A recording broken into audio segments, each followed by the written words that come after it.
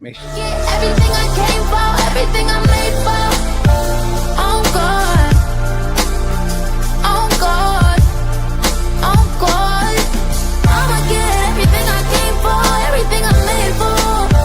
Oh God, oh God, It's what they want. Let's get it. We depended on our brothers when that rain came. To lose it all, I stood tall and remained sane. What's going on, everybody? It's your boy Simpson in the building. We on the Upstanding Gentleman podcast. This is episode 12. We got a lot to dissect. Obviously, Bleacher Report dropped their top 100 basketball player list. Kendrick Lamar dropped a verse on Chains and Whips.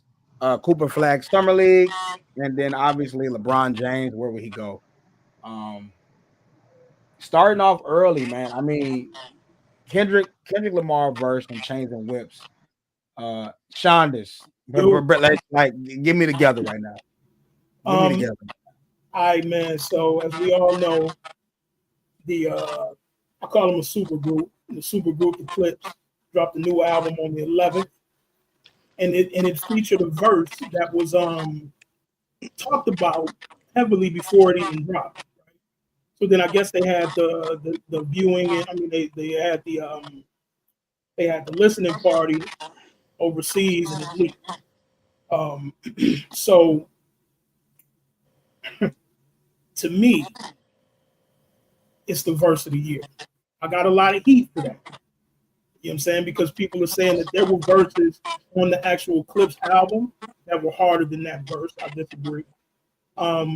What I loved about the verse is that he didn't take any shots at the bull. You know what I mean? He's staying away from the direct shots at the bull. I like that. So I pulled a couple balls.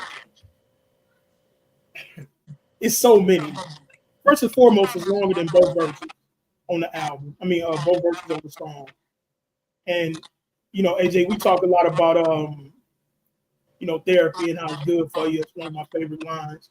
Probably one of your favorite lines, one of your favorite songs on his album, talking about, you know, how black men in therapy works. But he also said therapy told me that I don't give a fuck. Like, you feel me? So I really, again, and Zay, I'm gonna ask you, bro. I know you heard the verse, right? Zay. Yep, my mic was muted. Yeah, I heard it. What you think? No, the verse was ill, and what's funny about the verse is, Universal heard, like what you said. Universal heard the verse before it dropped, and wanted Kendrick to change something in the verse, and Pusha in the clip said hell no. So what's crazy is they actually got off Def Jam just because of that verse and went to Rock Nation. Right. So they left Def Jam just because of that verse. They wanted Kendrick to change something on the verse, and they left Def Jam and got with Rock Nation. So the verse is moving some people. That's it should.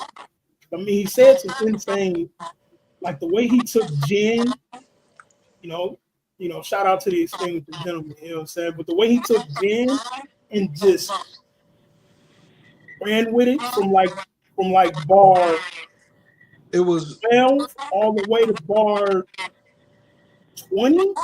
Yeah. It was like a callback to the nostalgia verse that he did on Pusha T album years ago. To where it was like a scheme. Remember he did the 8-9 scheme. Like just 8-9. Yeah. It was like you know what I'm saying, it was a lesser version, because I still think the nostalgia verse was better, and it's like one of the best verses I done heard. The song to me, I don't know about how y'all feel. It sounds like No Church in the Wild. It's like 2025 No Church in the Wild to me. That's exactly what I heard as soon as the beat came on. Yeah, it's not like No Church in the But Wild. they hate Kanye now. Okay. Oh, okay. All right. Okay. Hey, but even they will say It might have been a subliminal to Kanye. Musically, it might have been, but they ain't crazy. They tell you musically, like, dude is, Kanye is who he is. Ain't nobody gonna deny that. But yeah, Kendrick's verse, like, it was to me, it was a great verse. I ain't gonna say like it was. I do agree that I heard verses on the album that I thought might have been better, or songs that might have been better if I say, like, you know what I mean. But it was a great verse. Like, he, top tier. Like, to me, I've been saying it for years. Like, that's my goat. I put him over Jay-Z. You know what I'm saying? And that's a lot. I thought the verses. I thought the verse was ill because it. You know how a lot of people try to get on Kendrick for the theatrics in his verse, in his vocals, and how he spit, and using all the gymnastics that he do in his verse, but he just straight spit. That's what I like about it. Yeah. He spit. It was an ode to throwback rapping, just straight rapping. He gave Rakim his props, which I love, because Rakim is one of the GOATs. Yeah. All the artists got it right now. Hey, Zell, he said the 2-time Gemini with the genocide, I'm generous. He said, however you want it, I'll be the gentle kind. And Gangsta Connect, the agenda of mine. Move niggas out of here. Shit get gentrified. Like, heavy jeans like the Genevieve. I'll drop your Pentagon. Yeah. The wordplay, hey. The wordplay was crazy. And it's like, it's, to me, like, you can tell that he really loves the art form of it. Like the actual, like, you can tell he studied it. Like, it's like, I really know how to do this. That's like, it's the album in general, to me, it was like, man, it was an ode to, like, throwback, just rapping, just bars, dope beats and bars. And I'm always gonna love that. The quote, and I hate that they got a name for it, the boom bap. I hate that, but yeah, I'm not a fan of that. What you call it, Zell? Contemporary hip hop. Man, what stuff now? The music that we making right now is contemporary hip hop. Contemporary. There you go. Contemporary hip hop. Well, I say the verse is good, but if you don't know about drugs and like cooking like coke, then it's a lot of songs you wouldn't understand. So I'm like, because on that album they rapped a lot about that. I'm like, it's a lot of people on this one. Because Malice was the balance, was a lot of songs where they were talking. I'm like, some people have no idea what they're talking about right now. And me just being knowledgeable about, different stuff in the streets, I'm like, I know what they're talking about, but I don't feel like they got that point across with certain songs. It was some dead points of the album. It was a decent album, good rapping, but it was some songs where I'm like. But I feel like that's what it was. It was for that. Like, it wasn't meant to be for everybody. You know what I'm saying? And I feel like it wasn't meant to be for everybody. Like, it was for this core audience. You know what I'm saying? Like, even if you listen to the singles they made, the first single was what? Ace Trumpers. Ace Trumpers is not you know what I'm saying? They just talking about some dope shit. They ain't talking about like no. Kendrick. I like both of them, but yeah, I feel like the album was good. It's good, and I can't hate on Kendrick right now. I love Kendrick and everything he's doing rapping wise right now. I love Kendrick. I don't want to get too far from the point of the verse. I want to get people in here about the verse. Eddie, did you get a chance to listen to the verse? Yeah, I can't stop listening to it. You know what I'm saying? I've been locked in on the album as a whole, but yeah, this verse is. I'm kind of with Pete. It's it's cold as hell. Don't get me wrong. It's not like this ain't the coldest Kendrick verse I ever heard, though. But you know what I'm saying? Right. I just feel like dude he's just kind of different when it comes to this rap shit, man. I predicted this. I did say this year though. Huh? I did say this year. It's the verse of the year, not the decade, not the last. For sure. This year, definitely not. Last 7 months. Yeah, I'm not arguing that. I'm definitely not arguing that. Not arguing that. Red, what you think? I think the verse was decent. I'm kind of with P though. Like, I think that what he did on Nostalgia was more like poem. I felt like this was like a play off that. That was 10 years ago. We talk about the last 7 months. Yeah, well, if we comparing it that way, then I would say that I actually like Meek Mill's verse on Friday. That's what I'm talking about. I like that verse. I like that verse better. I think if you're talking about like verse of the year, like what's that song called? It's called "Proud of Me." Proud of Me. Friday with Meek Mill and Friday. I think that was a vintage Meek Mill. Why we actually fell in love with Meek Mill, and that's Billy style. I think that's the verse. I think I would put Kendrick's verse under that verse if we talking about verse of the year, because that's the verse that I was like, man, that was impactful. You know. I do appreciate Chime in one more Malice time. being back, Go or whatever how you say it. I appreciate him being back rapping. That is good to see. Yep. Go ahead. Who's Eddie. that, Wayne? Meek Mill? Now, to a point, somebody said, I can't remember who said it about the Kendrick. I think said that there is a debate whether or not there are better verses on the album. I will say that. Yeah, is that because the album they got some Malice and Clips was in a bag. Yeah. I think Malice stole the show. Malice in particular. Show, oh my goodness. Big Hey, time. P already know where I'm finna go with this. He rapped better than Psycho. his brother too. Psycho. So Yeah. Malice Go said when he listen was to- writing. Malice said when he was writing, before he said something like kind of what Wayne was talking about, he said before he said it, he wanted to make sure it would help someone. Like, I don't want to say something in the song that's destructive. Yeah. You know what I mean? Everything I say, even though it's street shit, I want it to be constructive. Like I want you to learn from it. Yeah. I don't want to take from the game. I'm trying to give to the game. I thought that was dope. Yeah. But I still got faith in the person. Malice, some of his verses was so hard that I didn't even realize that he barely didn't cuss at all. No. On some of the on a lot of that. It was almost like DOC. You remember how DOC was so hard that you couldn't even fathom that he wasn't cussing. Yeah. And some of them songs were so hard. And I felt like that with Malice, listening to some of his verses. I actually talked to DOC about that. And you know what I mean? He said it was intentional. You know what I mean? He said he was with a group called Niggas with Attitude. So he really, really wanted to stand out. Besides the fact that he's from Dallas, a lot of people thought he was from the West Coast. You know what I mean? So that was dope. And I believe Malice just pulled the same thing. Don't quote me on that. Now I'm going to have to go do my research. But I believe Malice might have just did the same thing. And I think that's exceptional. Wayne did it at a young age too. That was exceptional. But yeah. I listened to the album 4 or 5 times. I still got Kenny's verse of the year. Unless we pull one of my verses for the year. That's a whole nother conversation. I hear you. I ain't mad at that at all. All right. That's that's good takes. I mean, I've been on Kendrick bandwagon since the summer, last summer. It's been up for me. So at this point, whenever I hear him come on a beat and he say, just cancel Christmas. Cancel Christmas. It's up to stuff. So I'm with it. But great conversation, great topic, man. Just moving on. Cooper Flagg had his summer league debut. He played against the Lakers. Didn't have a great shooting night, but he did end the game with 10 points. Then he ended up playing the Spurs, where he got 31, 4 shot 10 from 20 from the field, 3 of 8 from the 3, and then lost versus Spurs. Let's check out these clips, man, and like kind of dissect it.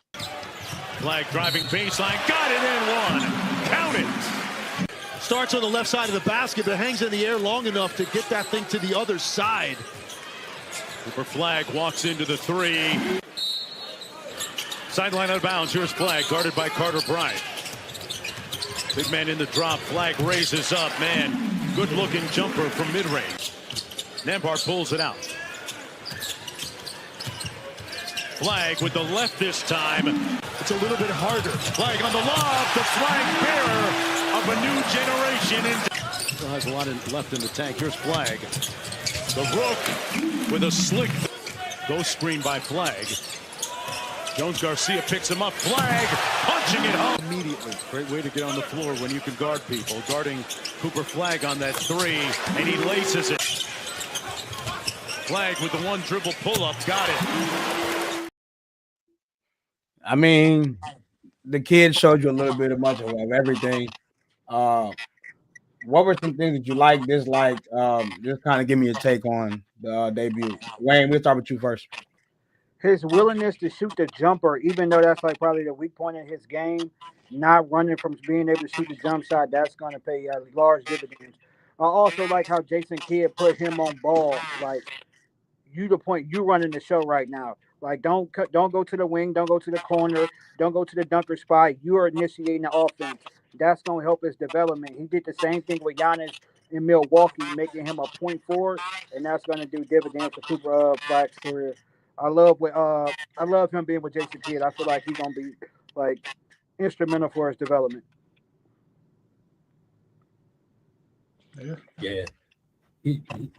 His ability to shoot that three, like Wayne said, is gonna help him tremendously in that first year.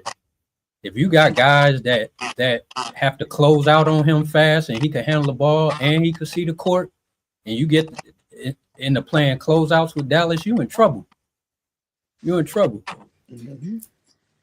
Because he can pass, and that's the crazy thing about his skill set is he's a good passer. So if you could get teams playing closeout on him and he could shoot that three, it's gonna be tough. Yeah, so like for me, I like the fact that, like you said, that even though he had the game where he shot like 20-some shots and barely hit any, just the aggressiveness, I feel like the aggressiveness was there. And then, like you say, hey, handling the ball, because when you get to playing with the actual, the actual players, he's gonna get easier shots. You don't have to create all your shots. You're gonna get, you're gonna get some open ones. Especially when Kyrie come back. But even now, because when you playing with a healthy Anthony Davis, you're not gonna be the focal point. You're gonna be like the second option. You're gonna be, you know what I mean? So I liked it, and I like the fact they shut him down too. It's like, hey, I've seen enough. He legit. He ready to go. Let's wait for the regular season to start. So my thing is, with D'Lo on the team now, who's gonna handle the ball? Him or D'Lo? Bring it up. Ooh. Yeah. So I figure they might have him bring it up. They're gonna have both. D'Lo bring it up. Yeah, they're gonna have both, because you need more. You need more than one primary ball handler. I forgot about D'Lo. I forgot he was their point guard. Yeah, they're gonna be all right. They're gonna be all right, because it's like, hey, you can let him initiate some, and D'Lo can play off the ball, so he's good enough catch and shoot guy. He don't, they're gonna be all right. Mavericks gonna be all right. I mean, I made a post about Flagg in that game too, and I think everybody took it out of proportion, where I pretty much said I understand making Cooper Flagg uncomfortable by playing on ball. Why not get him easier looks, whatever? And I think a few people, Wayne included, like took it to me like saying, like, I get Wayne. How did you think I was trying to say it?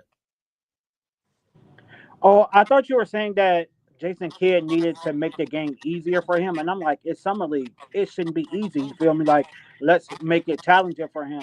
I think you were saying that he needed some easier looks. I'm like, the whole game should be challenging for him. Okay. From like a developmental standpoint, like, don't make it easy for him right now. So for me, I appreciate the take. I just don't agree. Like, I played in USA against LeBron James, AD, and all them guys. Like, I got off. This summer league does not determine anything. Like, I'm out here to get up reps, people to pay their money to watch me get it in and shut me down at the game 2 or 3. Nothing these kids out here can show me is gonna let me know that Cooper Flagg is ready for the league. I've been new. USA, you showed me you're ready. My only premise is we paid $2,000 for front row seats, bro. What we doing? In that first half against San Antonio, it was brutal. They're literally triple teaming him. You got dudes who, and respectfully, I didn't play, so I'm not trying to disrespect you guys. You got dudes who's never going to touch the floor in the NBA, never going to touch a team. And they're coming in the game overly thirsty, overly zealous. Like, bro, give me a backdoor lob. Let me turn this joint up. Like, let me show y'all what it really is.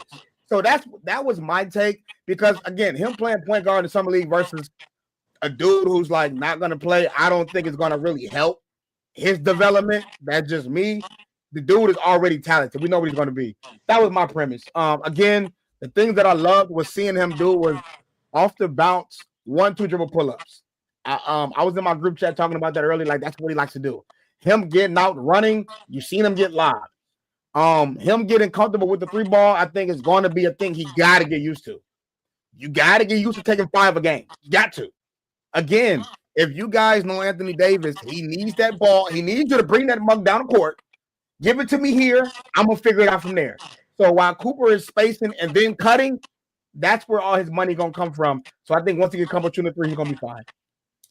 Can I say this and not sound like a hater? I really, really, really wish he would have went to a team that didn't have everything already. Why?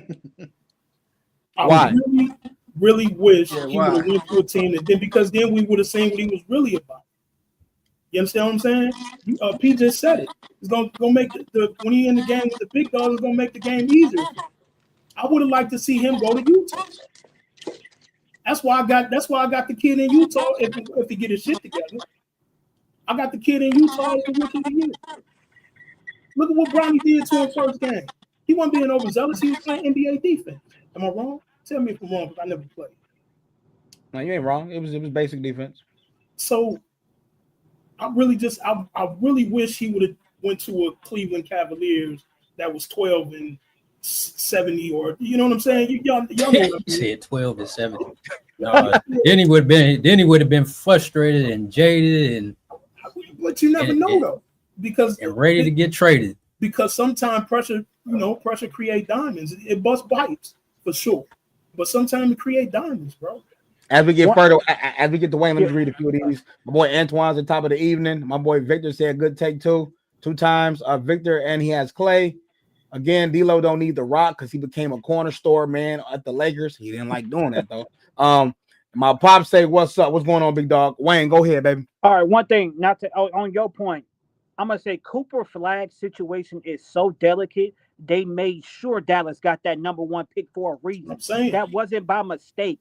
They made sure they cannot have the first white American number 1 pick since 1977 fail. He can't fail. We need him to prolong the league once LeBron leaves. So it's like a plan in place. We're gonna send Luka to LA.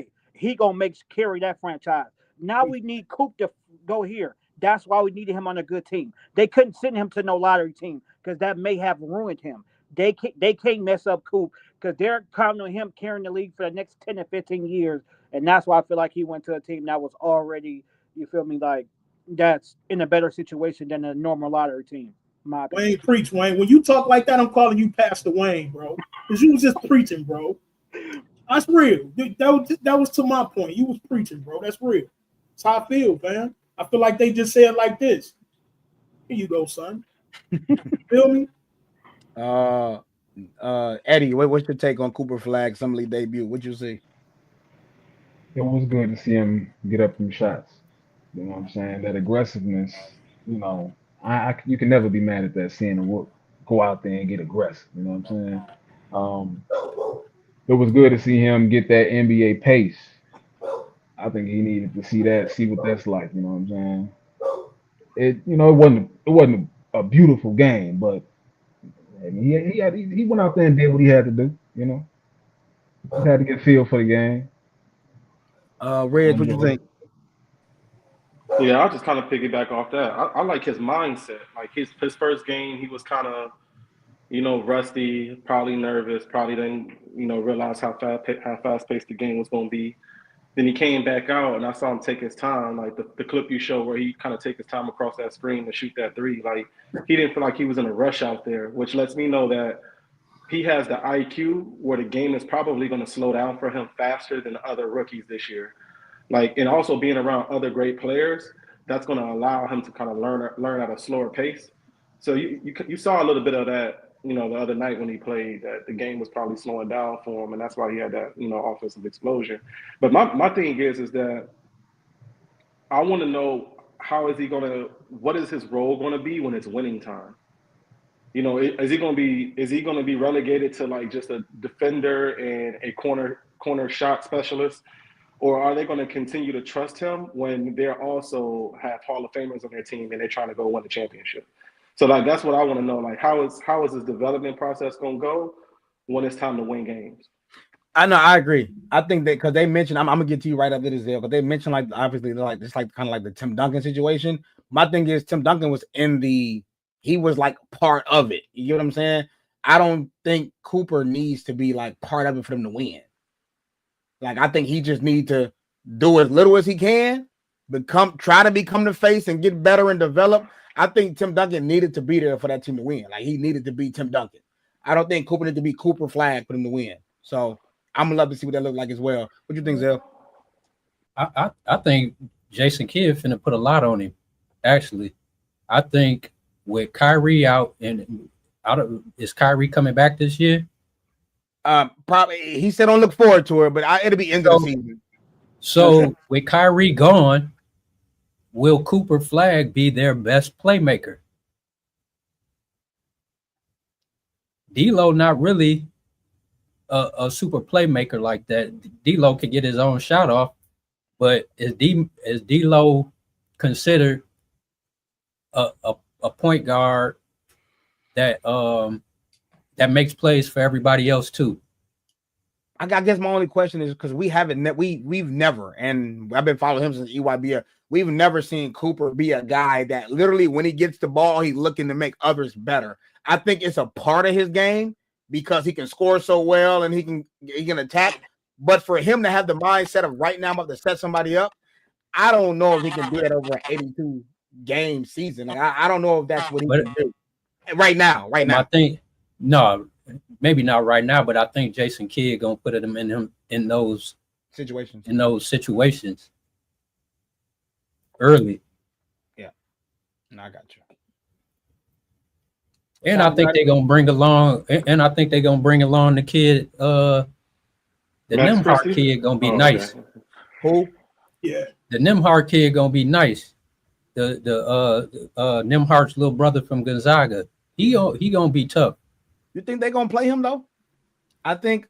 That's what I said. I'm wondering how they They're go. a big team. They can go like literally Cooper at the 1, Christie at the 2, Clay at the 3. Like you know what I mean? Like they can really move it. And then too, obviously, I don't know how conversations shape things, but Kevin Durant just went on the pod talking about how the 6'2" and under guards are pretty much cooked.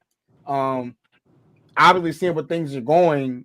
I mean, I don't know. I mean, we're gonna see how Mavericks roster look, but I don't know if they're gonna need any guard play from anybody else. So that's just my opinion. I don't know if he'll play there. He is gonna be nice though. I mean, you can see it. So it depends on how they play though. Like if they play up and down, he's not really gonna need the ball in his hand because he's gonna be most dangerous on the break. But if they have those half court situations, like I don't know. I think those are gonna be development.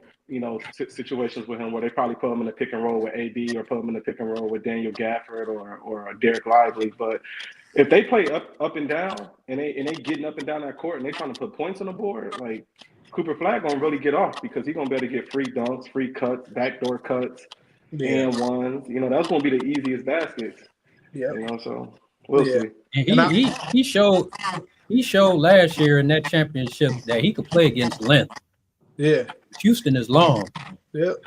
A lot of the teams they played is long, and if he could get down that lane and he could throw the lob to AD, he could throw the lob to Gafford and Lively down there and make those plays coming off the pick and roll, it's gonna be dangerous. Yeah, and I think it's more so going to be that like it's kind of like spacing the floor, drive and kick more so than like putting them in pick and roll as a primary ball handler. I think it's going to be more so like, hey, you can initiate the offense.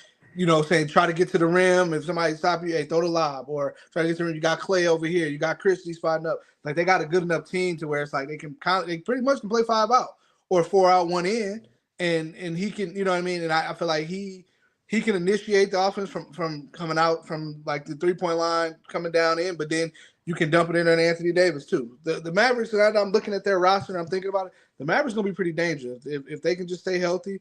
They're gonna be pretty dangerous because they got some guys over there. Ain't that kid? We counting on Anthony Davis to play for us? I don't want to be Cooper Flagg hating, bro. Just play most of it. I'm just saying he just had eye surgery.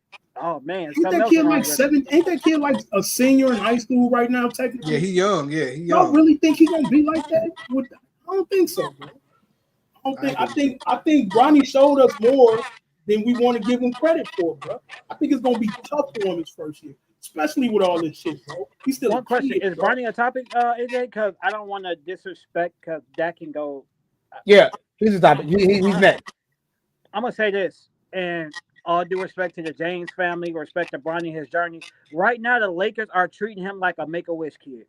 The end of the game moment with Bronny is make a wish. Oh, we hope you make it, and now you're in the news. Like, come on, dog. What? We serious? Come on, dog. That's make a wish. We hoping like you have a viral moment. That's not real, bro. Look at the can Bronny James be a top 8 player for the Lakers to make the Western Conference Finals? Hell Nephew, no. Excuse my nephew. language, but he Which camera? can't. He can't be a What top camera is 8 mine, player in the AJ? rotation. AJ, which Okay, don't camera miss am the I on? Pacers. Who Bronny guard on the Pacers in the playoffs? Tell me. Which camera am I on, AJ? You Right on that here, right there? Down right there. nephew. Don't listen to this nigga. Get your money. Defense, defense, defense, defense, defense. Worry about the small things. Defense, defense, Don't worry about one. Don't Who worry can he about guard? Who Hey, can I'll say he this. hey, guard? KJ killed KD killed him. Killed little Bronny. I was He so did. that's what I thought about what he He said. I was He heated. did. I want to I'll call say this. it. I'll say this. As I mean, I don't ever disrespect greatness. I've never been seen that as like that magnitude.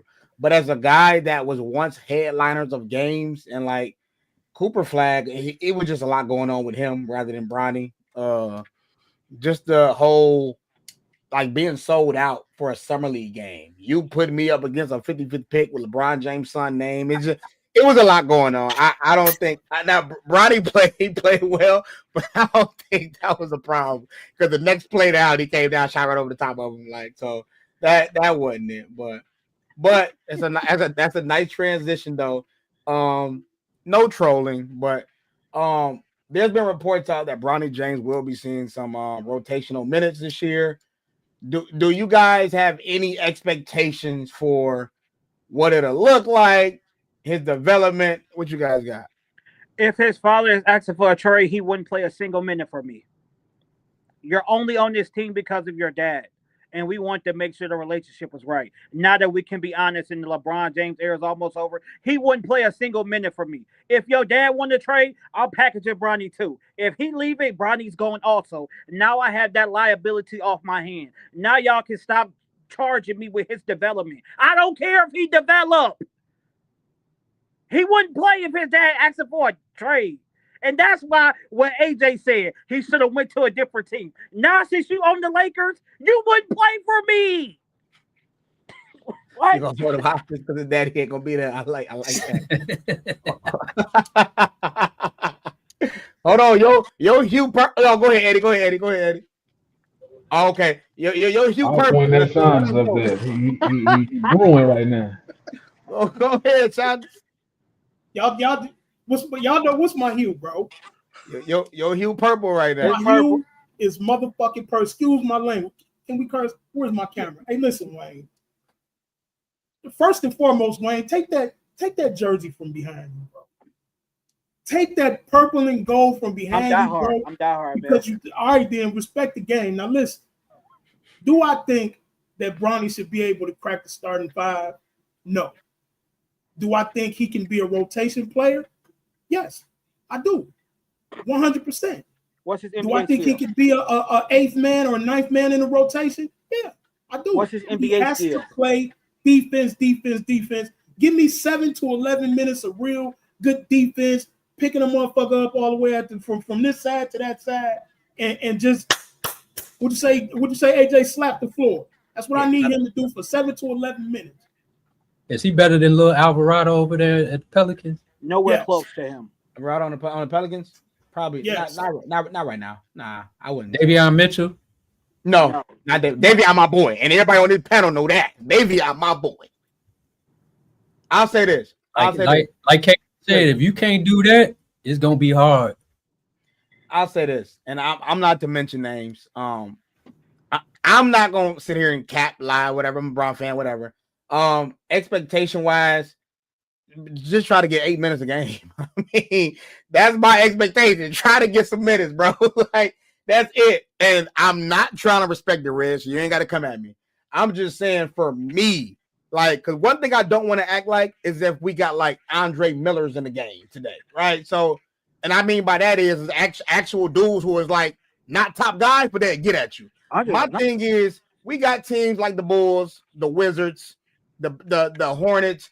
So like it's a lot of bad players in the NBA today. Like, so it's like I don't want to act like it's a lot. They're way better than me, respectfully. No, I feel you. It's a lot of bad players in the NBA. Okay, hold on. I don't need to say names. Who is Bronny better than the Bulls? What player on the Bulls is Bronny better than? Bro, I ain't doing this because the Bulls is too close to me. Real talk. The Bulls, I have people that I know on the Bulls. I'm not doing that. I'm not doing that with you. Hey, Reg, when we done in the chat, I'll tell you. Real talk. I'll tell you. But we got guys playing, bro. Like to my point, to Wayne's point, we have at least 10 or 12 guys in the NBA who don't do nothing great. Nothing. And they're playing. I mean, it's just what it is. My thing is, I don't want to hone in on the 50-50 pick. There's a lot of dudes out there that's like that. My thing is get on the floor. This is my year of like, Bronny, get on the floor. That's it. Make a wish kid, bro. I don't no. It be like that though. It be like that. My nephew a make a wish kid, bro. Like it's nepotism, bro. It's nepotism. Marcus, can you please help me out here? So a Laker fan, please talk to me. Man. Please, one thing I'll say, bro. If motherfucker change your name to check in, bro, it's only two things. One, you old as hell, and it's like it's the end of your career, and they want to see you. Two is it's bad. I'm gonna say that it's bad. It's bad. Yeah. First of all, my boy Chad on IG, he said they said Marcus wearing Red's do-rag. Out of pocket for that. My boy Trust None said Bronny numbers in college showed he wasn't league ready. Can't guard no top guards in the NBA. He said 100. Again, for me, it is my last take on this because I don't want to be biased. I want to move on, but the kid's 20. We only gonna see what he can do. I've said it. I'm gonna critique him when he turns 21 because that'll be year 3, and at that point, dudes are out the league around year 4. So like, if you ain't doing it by year 3, it is what it is. At this point, I'm gonna always say keep developing, keep getting better. So that's my take on this. Who else wanna? My thing, AJ, is when me and you was at Summer League, we was watching them, right? My thing is, why aren't you handling the ball? 1,000. Why do you have this other kid who was a no-name on their team at the time handling the ball and you're not bringing it up? Mm-hmm. So now you're a 6'2" shooting guard. What is that, quote unquote, that can't shoot. Is that coaching or is that him? That could be no. That's a valid question because I asked Cole. I said, do they tell y'all what y'all doing, whatever? And he pretty much said was like, no, it's freelance, but they know who bringing the ball up. And my thing too, that might can be a real thing because on the Lakers, is Bronny bringing the ball up? Real question. Or is LeBron or Luka bringing it up? So it's like we're not even finna play with you right now. Like, bro, go to the corner. Do what you really gonna do in the game. Now, what I said, it can be a balance of two things. To your point, development, get the ball, but it's like in the game, we don't need you nowhere near 94 feet to pick the ball up. Respectfully, we don't. Get to the corner. We're gonna do like everything else. And my last thing, I lied. Gabe Vincent, I love you, bro. I don't see anything. I don't. I don't see anything at this point. Let me develop this 20-year-old, and if he ain't shit in a year or two, you can go. Flash in the pan is what they call it. Yeah. He called lightning in a bottle. Was like my grandfather used to call it. He called lightning in a bottle, bro. They should have never gave that manga. I'm pissed off with it. I said I start to call you. You see, I'm a Laker insider. No, I was hyped. I was hyped about Gabe. I was hyped about Gabe. Not gonna lie. I feel like Gabe Vincent. I feel like what's different with Gabe Vincent, and a lot of people, if you play basketball, you would know.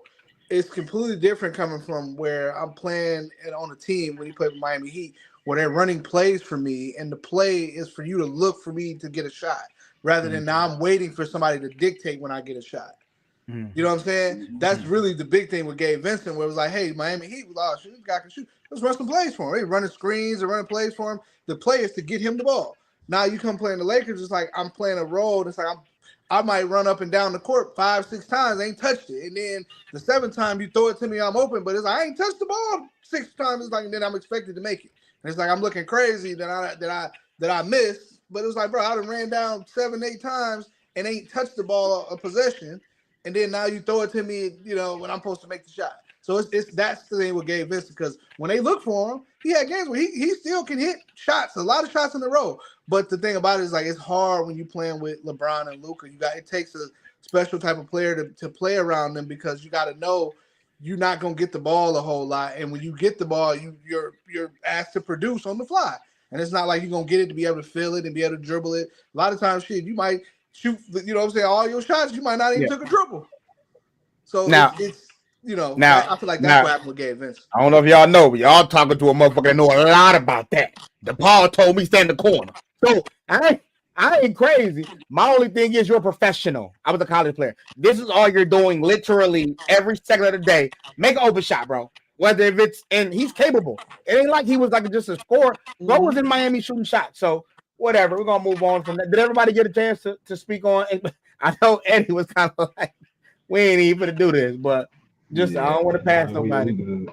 Yeah, I didn't even want it to go this far. I kind of wanted to be one of those segues. Like, yeah, he's not gonna do my boom, boom, boom. We move on, but my boy, it's for Bronny, so I'm not mad at that. But speaking of rookies, man, as far as with Cooper Flagg, who do you guys seeing winning Rookie of the Year? Sean, you kind of spoke on it earlier, so I'm just gonna let you go ahead and say who you got. I got the kid in Utah. What's his name? Ace Bailey. He pissed me off he pissed me off a little bit in the beginning. I ain't gonna talk about why. I know some people close to the situation. I ain't gonna talk about it. But yeah, he's my boy. That's why my shit's still purple, man. And I hate the Utah Jazz. I got a problem with that. I'm a Lakers fan through and through. I hate the Utah Jazz. That's why I wanted Cooper Flagg to go to Utah. I wanted my boy to go to Washington, and then he really would have won Rookie of the Year. But I think they're gonna serve Rookie of the Year up on the plate for the kid from where you go? BYU? Where you from? Montana? Where you from? Who? Cooper. Where you from? Maine. He's from Maine. Oh. Every time I see him, I think the rain in Spain falls mainly on the plane. Every time I see him, that's about But yeah, give me the kid in Utah, man. I really like him. And my sleeper is the Cody Bryant kid. Really like that. Oh, it's from the Spurs. We are going in order just to make it concrete. Red, what you got? If we're not taking Cooper Flagg, then I'm taking Trey Johnson, just because I think he's gonna be able to get up them shots in Washington. And also, like, I think that's the reason why they traded Jordan Poole. He gonna fill that void, and his game is kind of similar as far as like the shot creation and the range, and the streaky shooting. So I think Trey Johnson gonna have a good chance to get it. Zell, who you got? I would say EJ if he was on a different team, but he ain't gonna get the shots like Trey Johnson. Yeah. I say EJ, but VJ at okay, yeah, on Philly. Yeah, he's not gonna get the shots on Philly, but I like him because he a dog. But Trey Johnson will get the shots over there, like Ray said, over there at with the Wizards. And I still like Knuckle at Hornets with the Hornets. I don't think he gonna win it, but I like him and Lim Neely over there with the Hornets if they could get that team situated. But neither of them, I don't think gonna win Rookie of the Year. But Trey Johnson.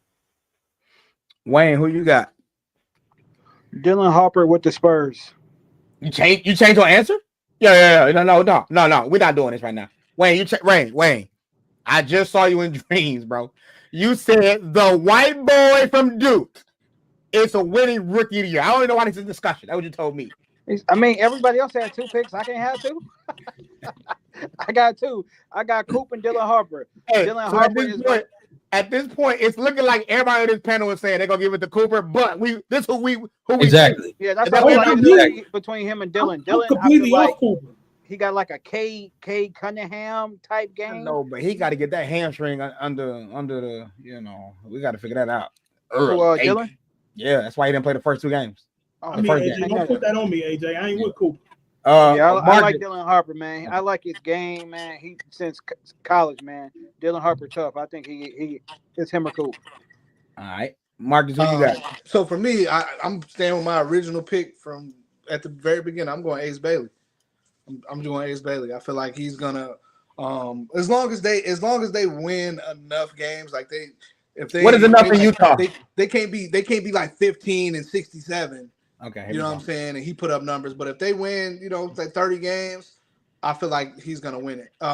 Because it's kind of gonna be Cooper Flagg by default because they probably gonna be a playoff team, and if he puts up comparable numbers, he's probably gonna get it. But I feel like not Dylan Harper. I feel like Ace Bailey is just going. I think Ace Bailey is a better prospect to me, just flat out to me. 1,000. But I got Ace Bailey. Mike Simpson went with Ace Bailey. Shout out to Mike Simpson tuning in live from Northbrook. Eddie, who you got? I'm with P and Sean. I'm going with Ace. As long as they allow him to really, you know what I'm saying, put some shots up based off what I've seen, it's the young McGrady, man. I'm going with Ace.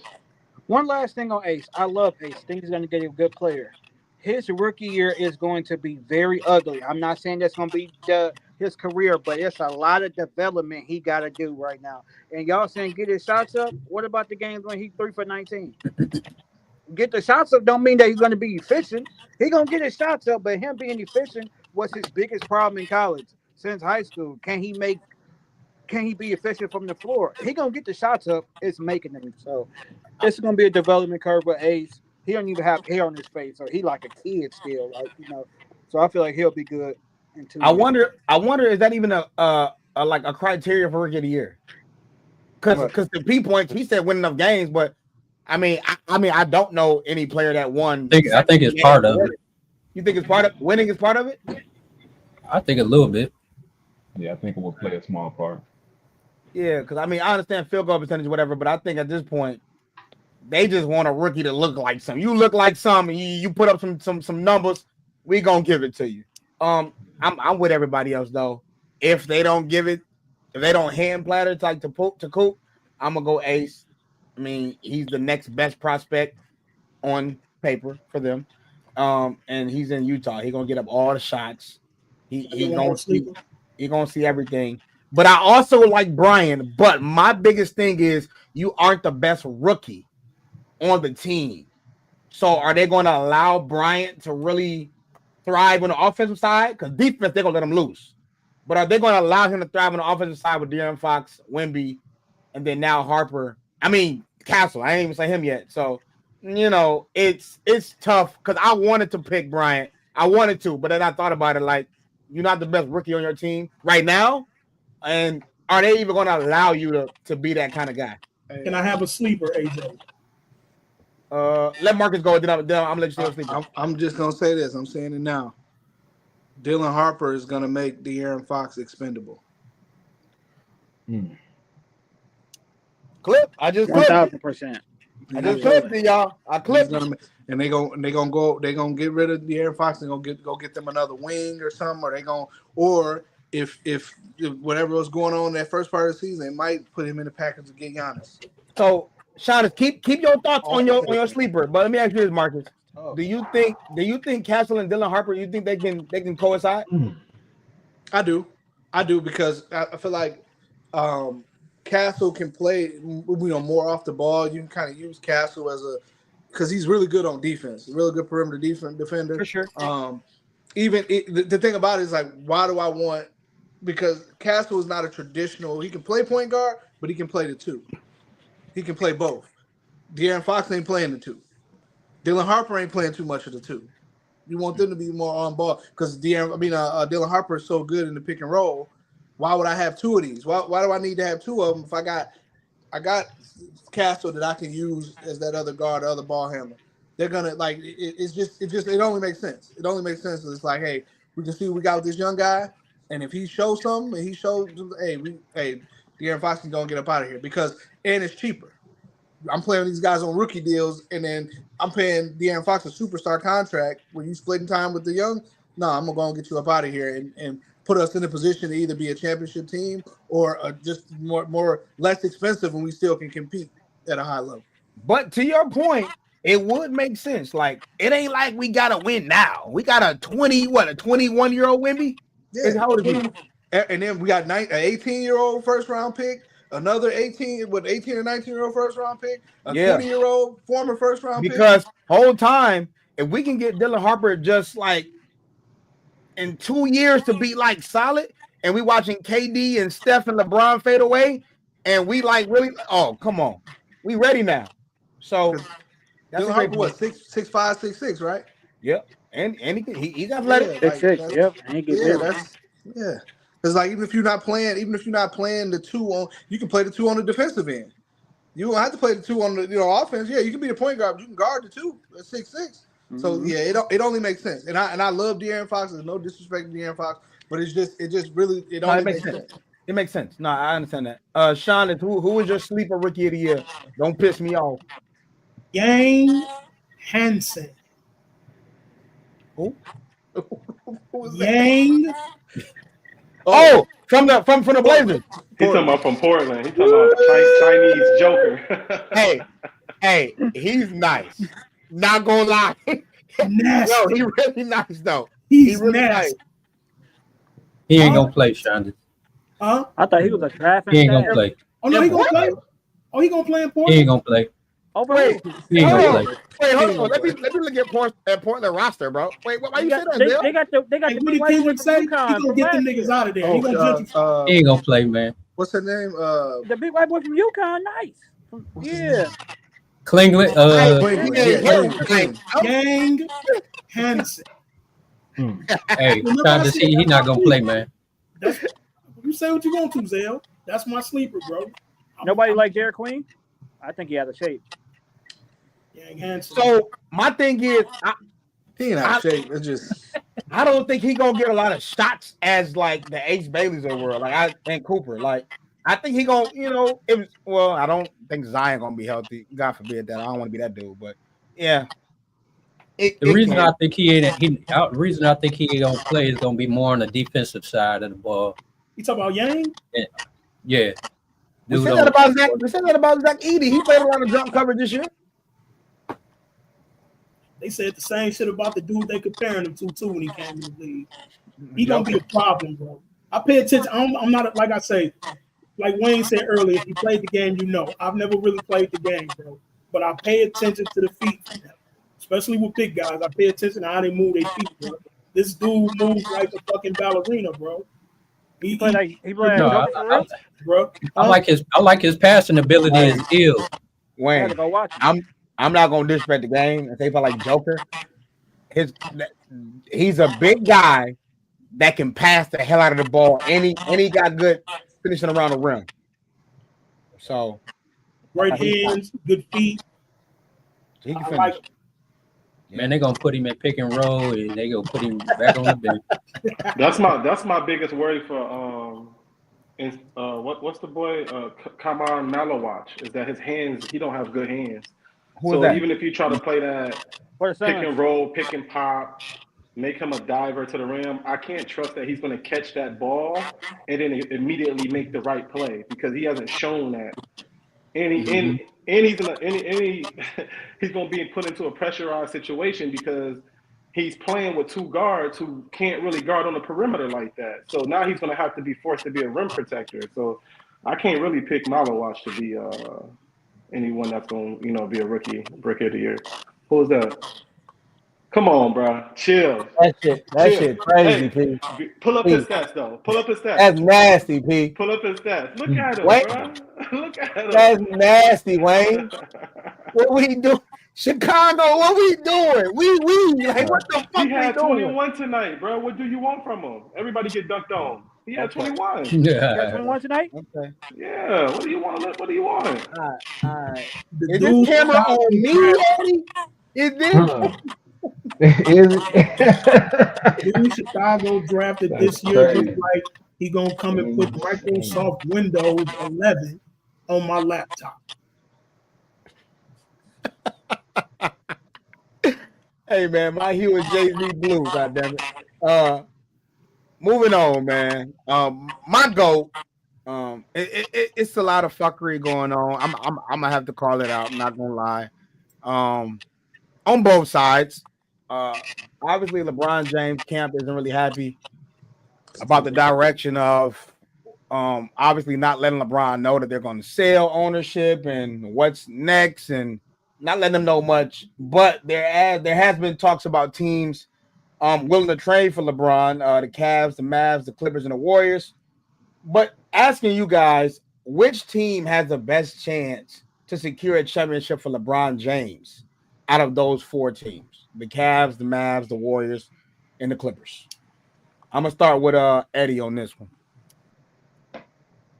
So my thing is, I don't know. I don't see a trade happening. 1,000. I see a buyout happening. A Bron James buyout? Cause, bruh, who got a package for Bron?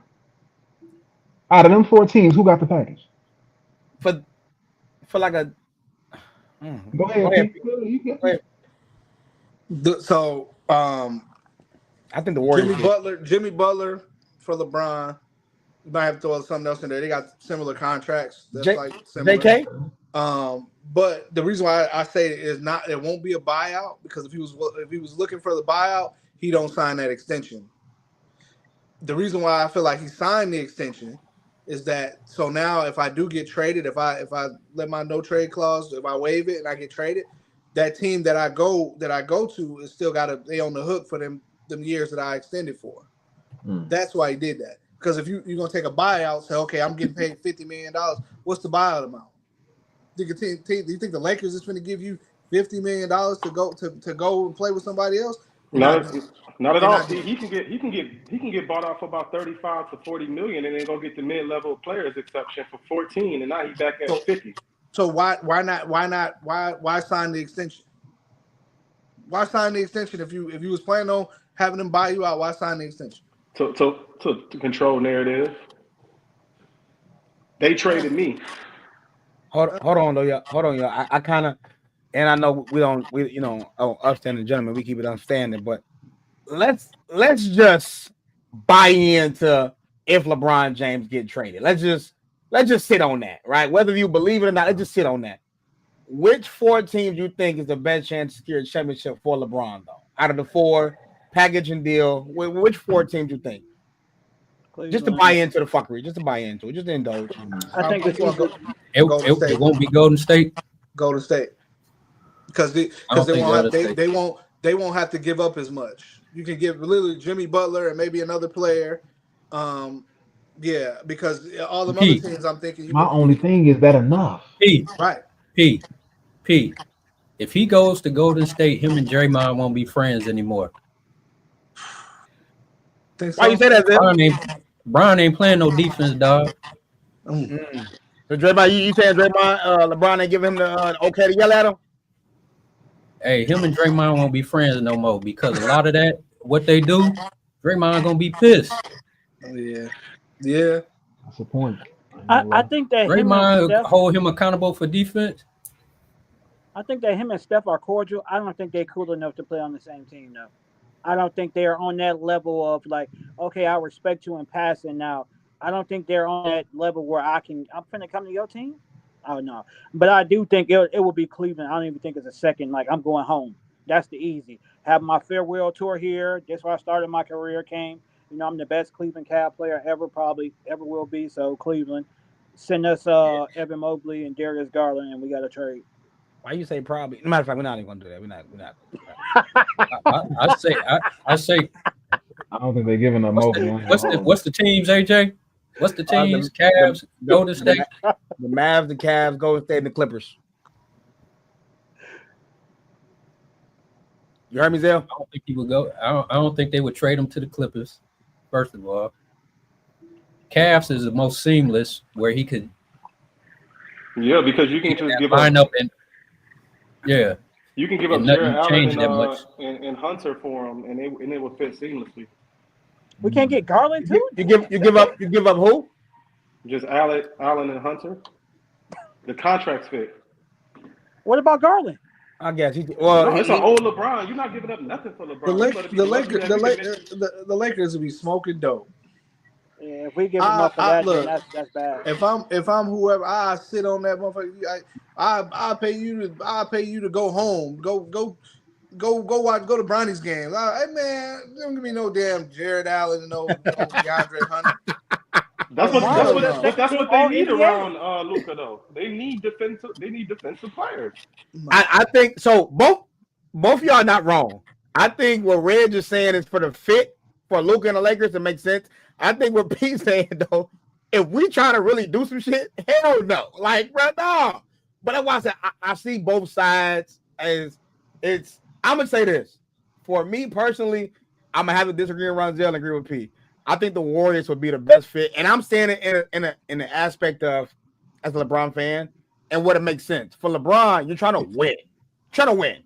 Steph Curry is available, no matter what. Obviously, what happened this year with Steph Curry is available with the Clippers. I love that. I don't trust James Harden in the playoffs, and I don't trust Kawhi to be healthy. So I'm done with that. The Cleveland Cavaliers. Do I take y'all over the top in the East? I don't know, but to win in the West, that's dead. And my thing is with the Mavericks, it's like, y'all gonna give me Cooper? Because if I'm the Lakers, you gonna give me Christie back? You gonna I need Cooper. So you're not. I'm not coming off of him. If you add LeBron to the Cleveland Cavs from last year, they go to the NBA Finals easily, in my opinion. I'm not knocking that. They 100% beat the Knicks and they beat the Pacers, in my opinion. They beat both those teams. I'm not knocking that. I'm looking at it as a realist, respectfully. Bron James in year 41, he's not beating nobody in the West. Do you think he want to have his farewell tour playing for the Warriors? Listen. Do y'all understand how much y'all impacted my legacy? I'm indulging in a conversation. That's all. I'm looking at it from Aaron perspective. Championship. Where does he fit in Golden State offense? I think now you got to move Draymond off of the pass and roll. Now you put LeBron James there. Now I'm not gonna sit up here and act like Draymond gonna shoot. And then where do you put Draymond? And that's why I said I'm not gonna act like you're gonna, because you can't put him in a dunker. I understand that. You gotta who said on the bench? You gotta double pick and roll that thing. You got a horse action, that Zell. Horse action. You go off Draymond or you go off Bron side. Pick one. Hey, listen. We horns in this bitch. I know my hue look gold, so I ain't gonna even ask y'all what it is. You know what my hue is right now? My hue is orange. You want to know why? Why? Orange and blue skies. You want to know why I say that? Why? Ron needs to take his ass to the New York Knicks for Karl Anthony Towns or whoever. Go to New York Knicks, get them a championship, leave out the GOAT, farewell tour in Madison Square Garden. That's my take. Who do you real quick, and I don't really want to challenge you like too hard, but who do you give? You give OG up and Mikal? No, I'm giving up Karl Towns. How do you win then? Wait. So no, what's the Robinson kid name? That's my center. He's way more effective than Karl Towns. Ship Karl Towns the fuck up out of here. I'm sending Karl Towns to, because listen, my hue was red at first. Like, I'm mad at the Lakers right now, bro. I know you Laker fans that's with me. Y'all ain't with me, but okay. I am a Laker fan. I bleed it, bro. Since a kid. Listen, I'm pissed off with the way they handling everything. And I hope Luka resigns. Because he might look at some of this shit as disrespectful ball. You understand what I'm saying? And some people just operate like that. Wait, why you mad at the Lakers? That ain't what we here to talk about. Why would you take Karl Anthony Towns though? Oh, yeah, Karl Anthony Towns. Give me Cat, and give me Bridges, and take LeBron. I'm gonna be pissed when they do it. But the best scenario that looks the most beautiful, that's wrapped up the best for the NBA. No, for sure. LeBron going to. How are the Lakers the bad guys right now? I'm pissed at him, bro. I'll say this. I don't play the loyalty thing. Obviously, LeBron James been on 3 teams. I think this is just my little opinion. I don't know what's going on over there in crypto. Y'all could have told bro what was going on. You ain't gotta like let him accept it, like whatever. But we selling the team, bro. whether it was a conversation like, I don't care what you think, this is what we doing, but I'm gonna let you know. To not let them know is crazy, but for LeBron to think the Lakers is gonna be like this ultimate, like, we for you from ever, I think he's crazy on that too, though. That's why. But the Lakers, but the thing about it, the Lakers have always been this way. Nobody is bigger than the Lakers.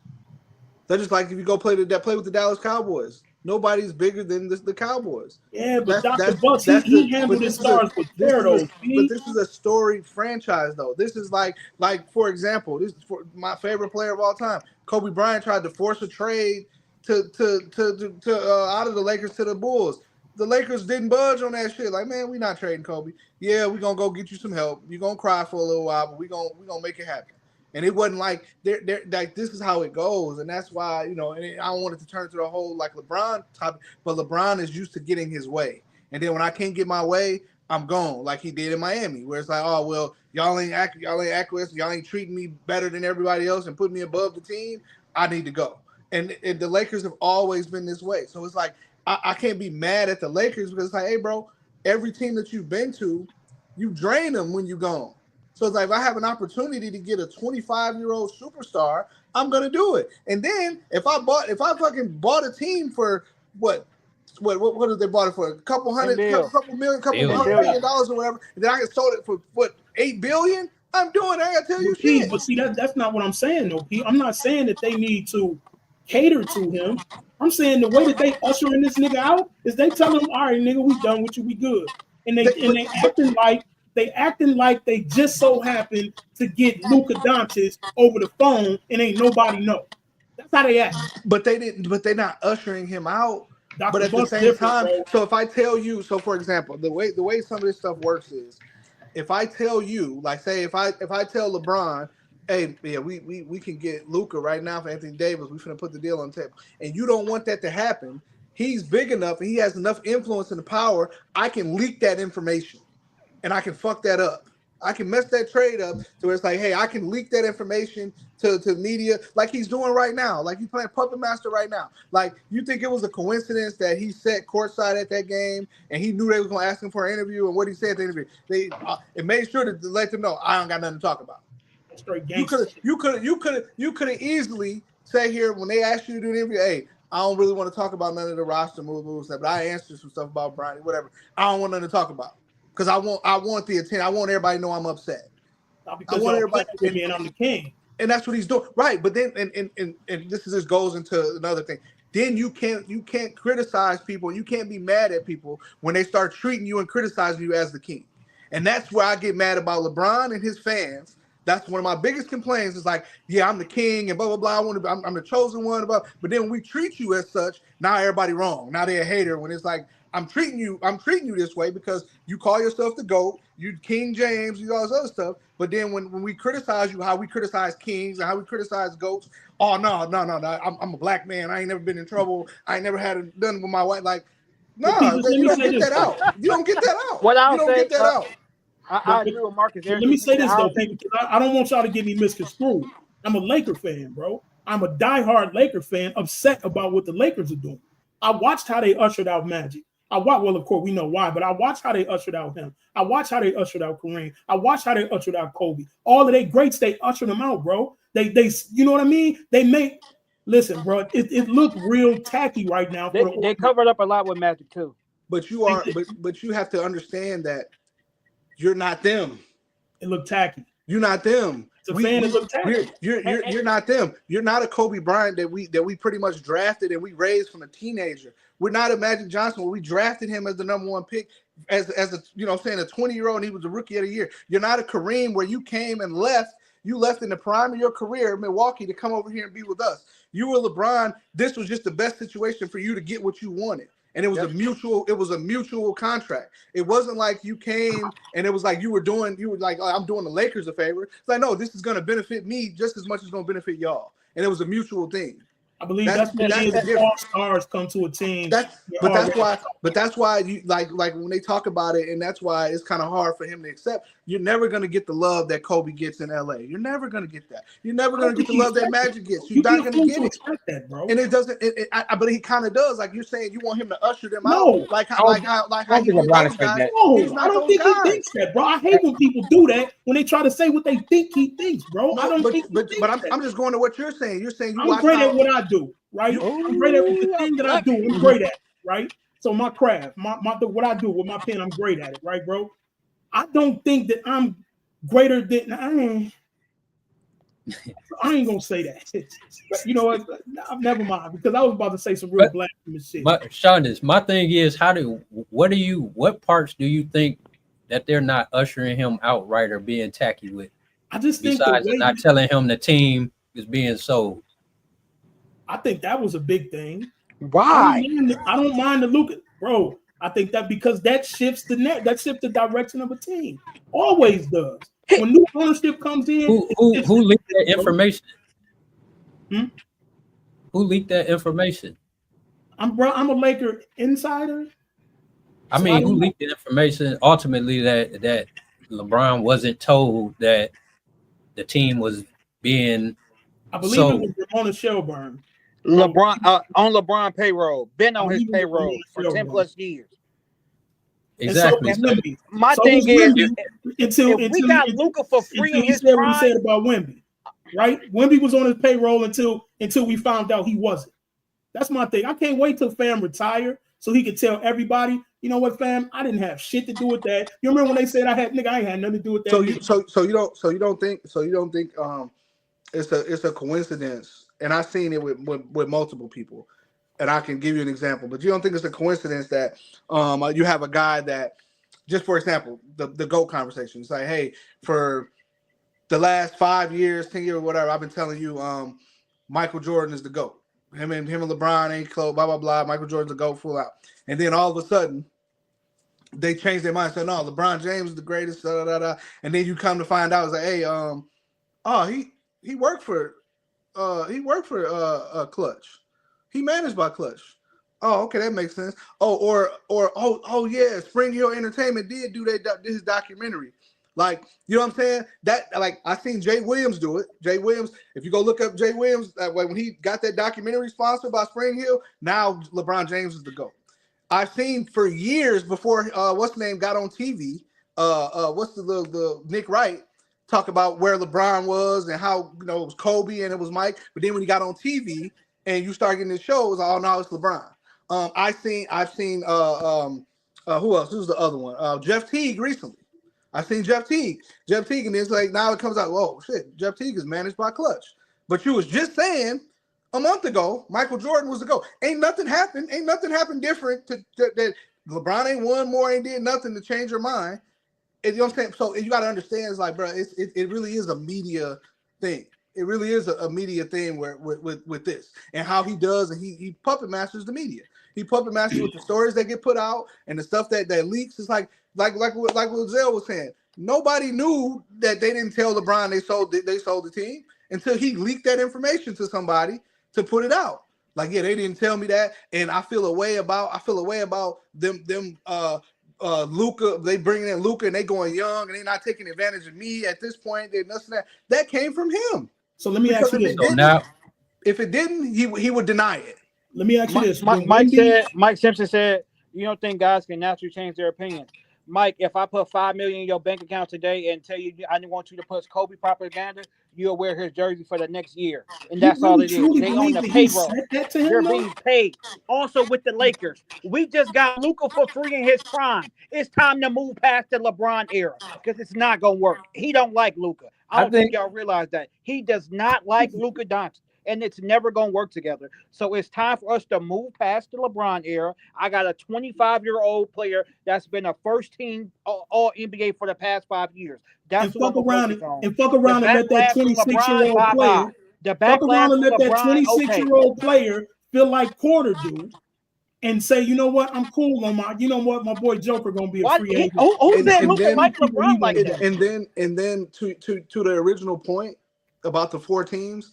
I don't think any of those teams are really even eligible or up for trade. I think that was all put out just to let it know, like, hey, it's a There's possibility to be traded. Because if you look at all of those teams, what are you going to give up?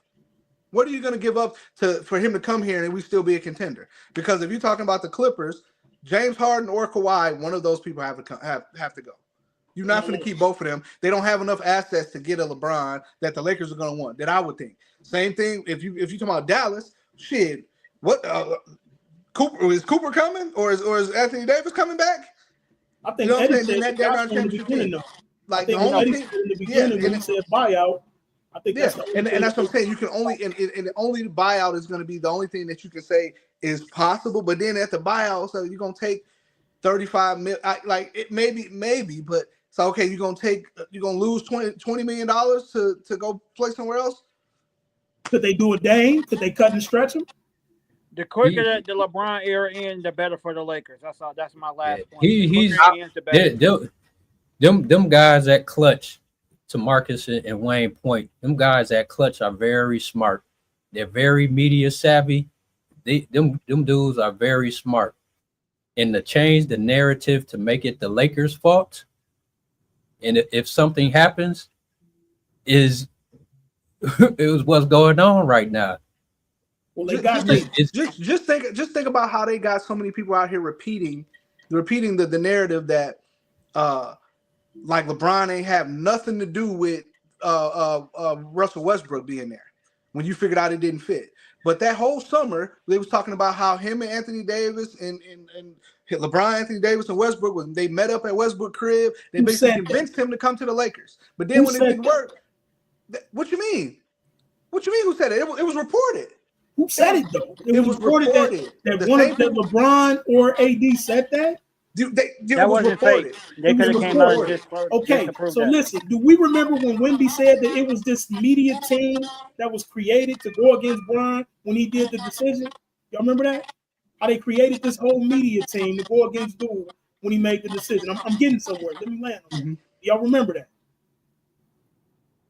Y'all remember that or no? Nobody remembers that? I don't remember. Never heard it. Really? Okay. So if you never heard it, then my point won't make any sense to you, bro. But I mean, basically, all Bron been doing his whole career is one upping the motherfuckers for doing what they naturally do. Okay, if this is what y'all saying, if he creates this media shit, he's creating it to combat what y'all create. If he's picking his team, he's doing that because you can trade a motherfucker in his sleep. I'm with fam on that, bro. And you cannot. No one can ever make me buzz. No, I'm with you. I'm just ready for the LeBron era to be over because it's too much. It's too much with it, man. I'm ready for it. To what Sean said, and unfortunately, as a Bron guy, I hate to say this, but I'm with Wayne. I'm ready for it to be over. Me too, bro. But I need it to be seamless, bro. I don't need it to be this messy. What do you mean seamless? We just signed your son. We like. I want year 23 to be the year he go out. That's the number he came in with. I know it's symbolic to him. It is. I want him to go out in year 23. I want this to be the last dance. When we gotta stop using Bronny, we gotta remember that it was other teams that wanted them. Clutch told them no. So, so we gotta be. I get, mind you, I'm here. I'm not over on Bronny. I'm not under. I'm here. I'm saying we gotta stop using the Lakers on that. They did that to make Bron happy. It was literally people saying we'll pick them. The Lakers did that. That's on them. My thing is, I don't listen because I hear all sides from Ronzel talking about Bron and them are smart to know what they're doing to P talking about controlling narrative to Wayne wanting to be over with. I hear all that. My thing is like, first of all, LeBron is the only person that controls the narratives besides Kobe. I don't think Kobe ever had anybody control narratives. I think everybody had it from Magic to Bird to Jordan. I think everybody had people in the news like, yo, this is the guy, boom, boom, just to do it. But then too, it's like, how hard is it? I'm just asking the question. How hard is LeBron trading the team? Right? Because I think we all like, who is he to tell us? Bro, you can tell us that. I want you guys to ring, respectfully. Without me, y'all would have been asked for 14 plus years. Y'all wouldn't have had no greatness. Nothing at all. Y'all wouldn't have. Like, when has that happened? So what you mean? So when was the last time Kobe was on the team? What year was that? That was 16. 16. So they was asked from. Oh, so I guess that wasn't too long. Well, actually, Kobe was on the team. So the last time that they won a championship was in 10. Yeah. I want to say they probably didn't make the playoffs this last 3-4 years. But The last time we made the playoffs was like 2013. So that until 13. when LeBron got there and he messed up his growing, and that's why they didn't get to the playoffs. So for seven years, y'all was ass. Nothing to see. Kobe just out here playing. Some teams go longer. But to my point, like when LeBron leaves, hopefully the Lakers continue doing what they're doing. As of constructed, they're not the next team that's going to be doing that. But what obviously they're going to build. We're going to But what they did though is they went and got a star for when he does. Like so we have something else to build around. You're not just going from ground up. No, we get that. I'm not confused on that part. I'm not confused on that. It's like the fact that he's upset about that. Like you want everybody to just go all in without a guarantee. Y'all been getting y'all ass kicked for the last 4 years. And Luka doesn't have that demonstrative personality where stars wouldn't want to come play with him. Yeah, Dudes don't want to come hoop with Luka. Yeah, and the thing about it, and that's why I don't next year. That's why I don't like to discredit the bubble ring as far as like everybody had the same circumstances in the bubble ring. But what people leave out as far as what helped the Lakers win that championship was that long ass break and not having to travel and not you got an older superstar, two of your guys, you got another guy that's injury prone. It matters that they didn't have to travel. It matters that they got a long break and they didn't have to grind and all that stuff on the body. Because right after that, when that happened, starting their ass kicked. Like when they had to start that season right back up real fast after that, they couldn't adjust to that. Like you played a short season in the bubble, y'all won the championship. So they started the next season real strong, real fast. Then it was we tired, we banged up, we just that would have been the difference if like playing a whole season that year before. Like yes, the Lakers were the best team, but going into the bubble, they had the best record and all that. But it matters. The grind of an 82 season and traveling, getting on and off the plane, that matters. And the fact that they didn't have that, that was what the advantage was. That's why it helped an older team like them win. But then after that, it was like, what happened? We got the same, you know what I'm saying? A lot of the same core players. What happened? We getting our ass kicked now. So it's like, they traded. They didn't really let it simmer though. Like it was like a 1 year thing, and then they moved on. Like that's really what that was. My thing is though, there's other teams that went through that, and we don't bring it up. We just say it's a championship. That's just what it is. And so yes, you put asterisks, but it's like we don't talk about it. So we're not gonna do that. They were the best team. Like all I can go with is facts and stats. That's what we like to do here. They was the best team. Free agent next summer. They was mollywhopping everybody. That's what it is. Who is? Nikola Jokic is a free agent next summer. Oh, for sure. Yeah, look. Let's get this LeBron thing over with, sir. I got another team to build. I got another dynasty to build. Y'all think Joker going to LA? Not next year.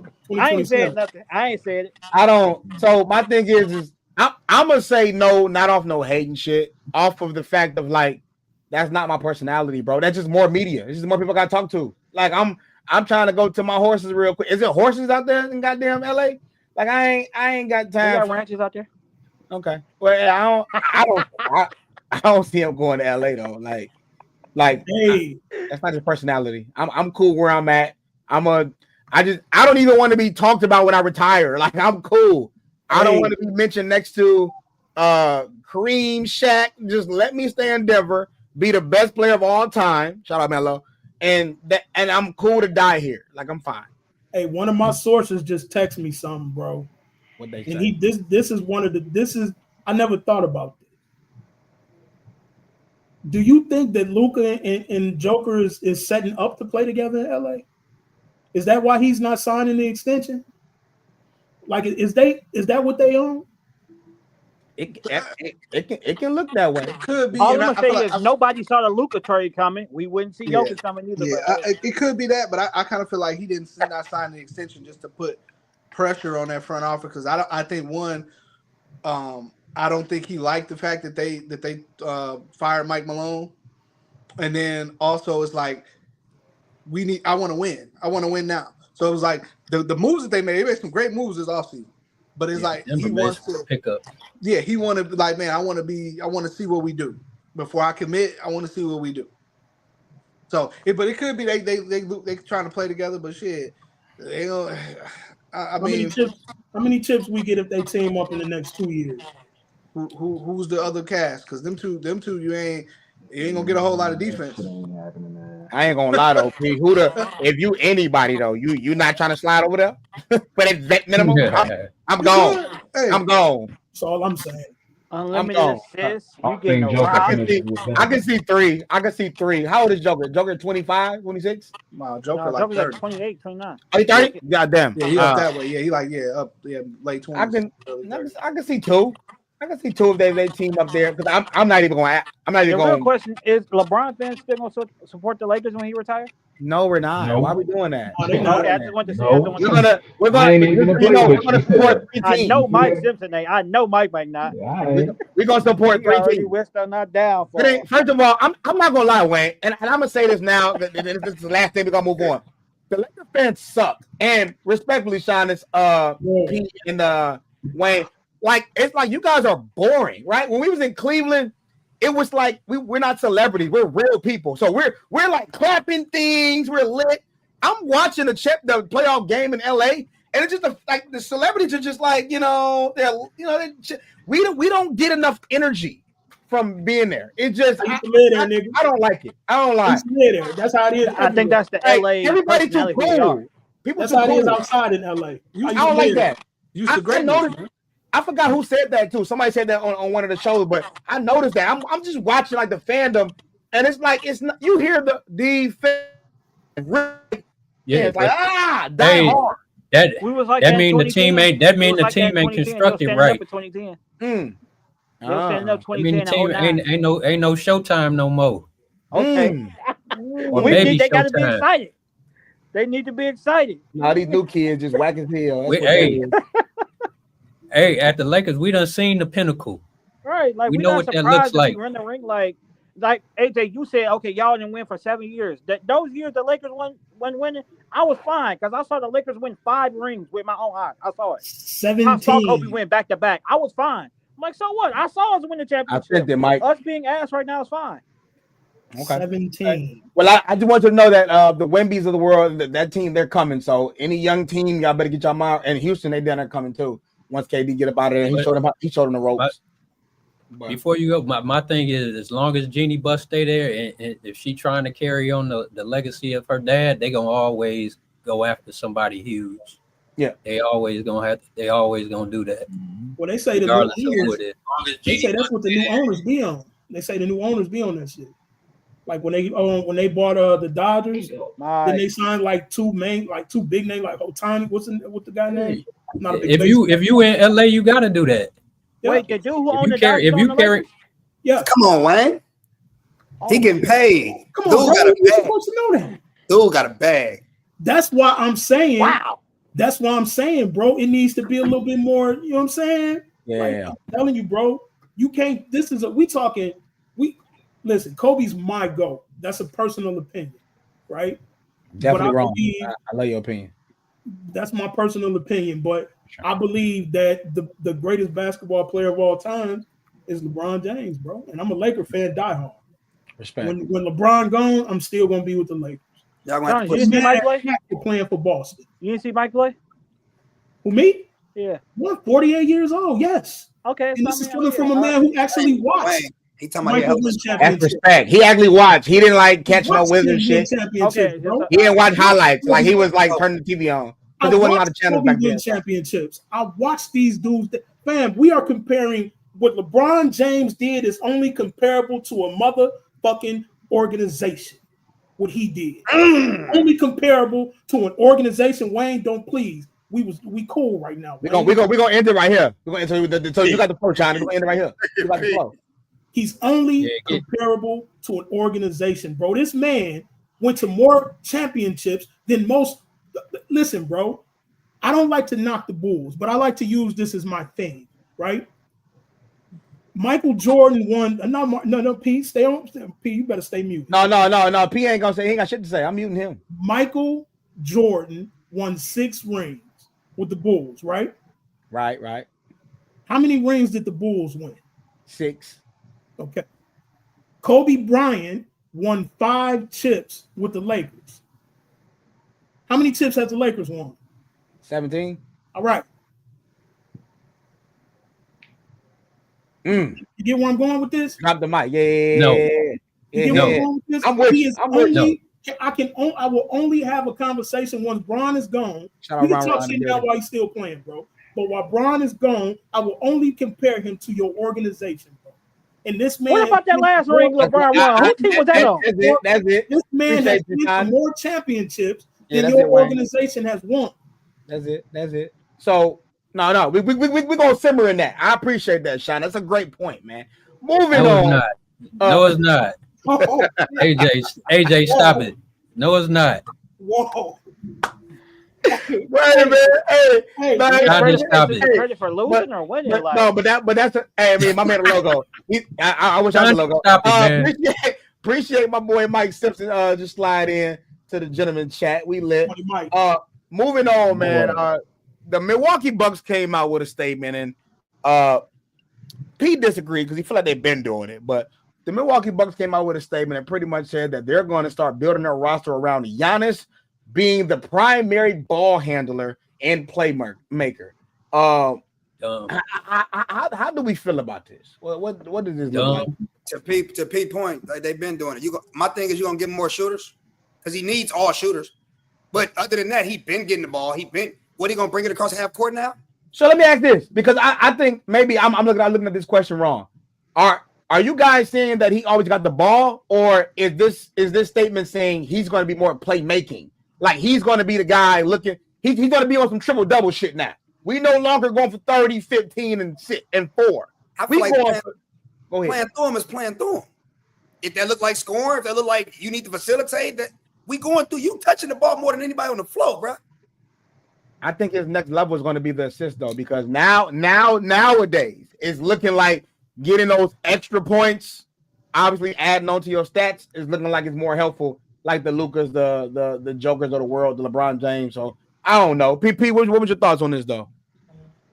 The only thing I can kind of see being changed is like, okay, we're running more plays for him to play make. Like we putting him in, maybe a different spot, but he played pretty much all the spots. So it's like I don't necessarily get it. Maybe I'm reading it wrong. Maybe they're saying we want to more so play around him being the focal star. We don't need another star. Is that what they're saying? Like because it's like, because for right now, from what I'm looking at their roster, the roster don't look good. The roster does not look good. Like it's like I mean. If they got to make something drastic happens, like I didn't understand the Miles Turner signing.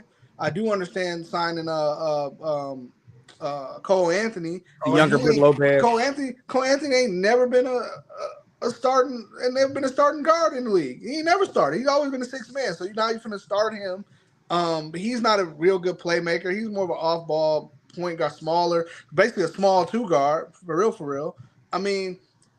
That's what I'm saying. So I see this as like media, one, and then Doc Rivers still the coach over there.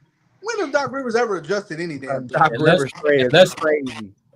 Unless Doc Rivers is hiring Malone as his assistant coach, who they fired over at Denver, they're gonna be running the same thing. Plus, Giannis already had the highest usage rate in the league last year. Right. His usage rate was higher than Shay's. I'll put it like this: if you're not running no flex to where he's coming off the back corner towards the paint, so he can just catch it and dunk it, bro, he's not gonna do nothing different. He got the ball, bro.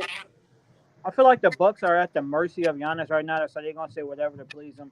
I feel like it's better for him to just go and get that trade out the way. He's not finishing his career there. They need to go and go to the next step. I am an advocate for teams moving on past stars that show they're unhappy. Go to the next step. Plus he's being coached by. Shout out LeBron for knowing that earlier, bro. That's a great point, Wayne. You hear me? Say it again. I said, plus he's being coached by arguably the most overrated coach in NBA history. On top of all that. What y'all on with? No, Wayne is right, man. Sometimes you gotta move on. Or go get guys. And I don't think nobody coming to Milwaukee. Who coming to Milwaukee? Nobody coming to Milwaukee. Him and Dame didn't work, bro. More on Dame than Giannis, though. Yeah. Talk to the Red. Talk to him. Sick of him. No. Y'all know how I feel. Go ahead. Talk to me. Talk to me, Red. When you leave somewhere and Because y'all got on my boy, not one, not two, not three, not because my thing. Mike, hold on, Reg, before you go, Reg, and I'm gonna let you cook because Mike, hold on. Pete was just talking about Gabe Vincent and how shit was different in Miami, and we got here. Y'all got Dame playing off the ball to Giannis, bro. Like, why aren't you in the pick and roll? Why ain't I the main focal of getting the buckets? I'm a three level guy. Yeah, but my thing is that y'all like to compare Dame shooting to Steph Curry. Y'all like to say that he's just as good as ability, bro. Okay. If it's ability, then he should be able to be a good spot up shooter. He should be able to stretch the floor consistently. I'm a rhythm guy, though. I'm a rhythm guy. Okay, then there's no comparison because Steph can get it however you want to get it. Whether he we don't know that. The man was struggling. He was struggling with USA until the last two. Man goes through that. Steph. I know what Dame Lillard did in USA. I know we had to get the ball out his hand and put him on the bench and give Kevin Durant the ball because he had to take us home. I remember that. Go ahead. Another thing is Dame didn't want to be there. He told you I don't want to go to Milwaukee, and they still sent him there. He went to Miami? Yes, he still want to go to Miami. Yeah, but my thing is this: it's all good. It's all good when there's no expectations. Y'all can say that Dame got his team to the conference finals, but nobody expected the Blazers to get there. Right. Well, now we trade you with a guy that it's expectation. He's an MVP. It's an expectation for him to play in a championship, and even in the games that you were healthy in, you didn't really contribute like we thought you were. Wait, so you think the Bucks fell because of Dame or Doc Rivers? Dame said, I ain't never played on a team like this. What?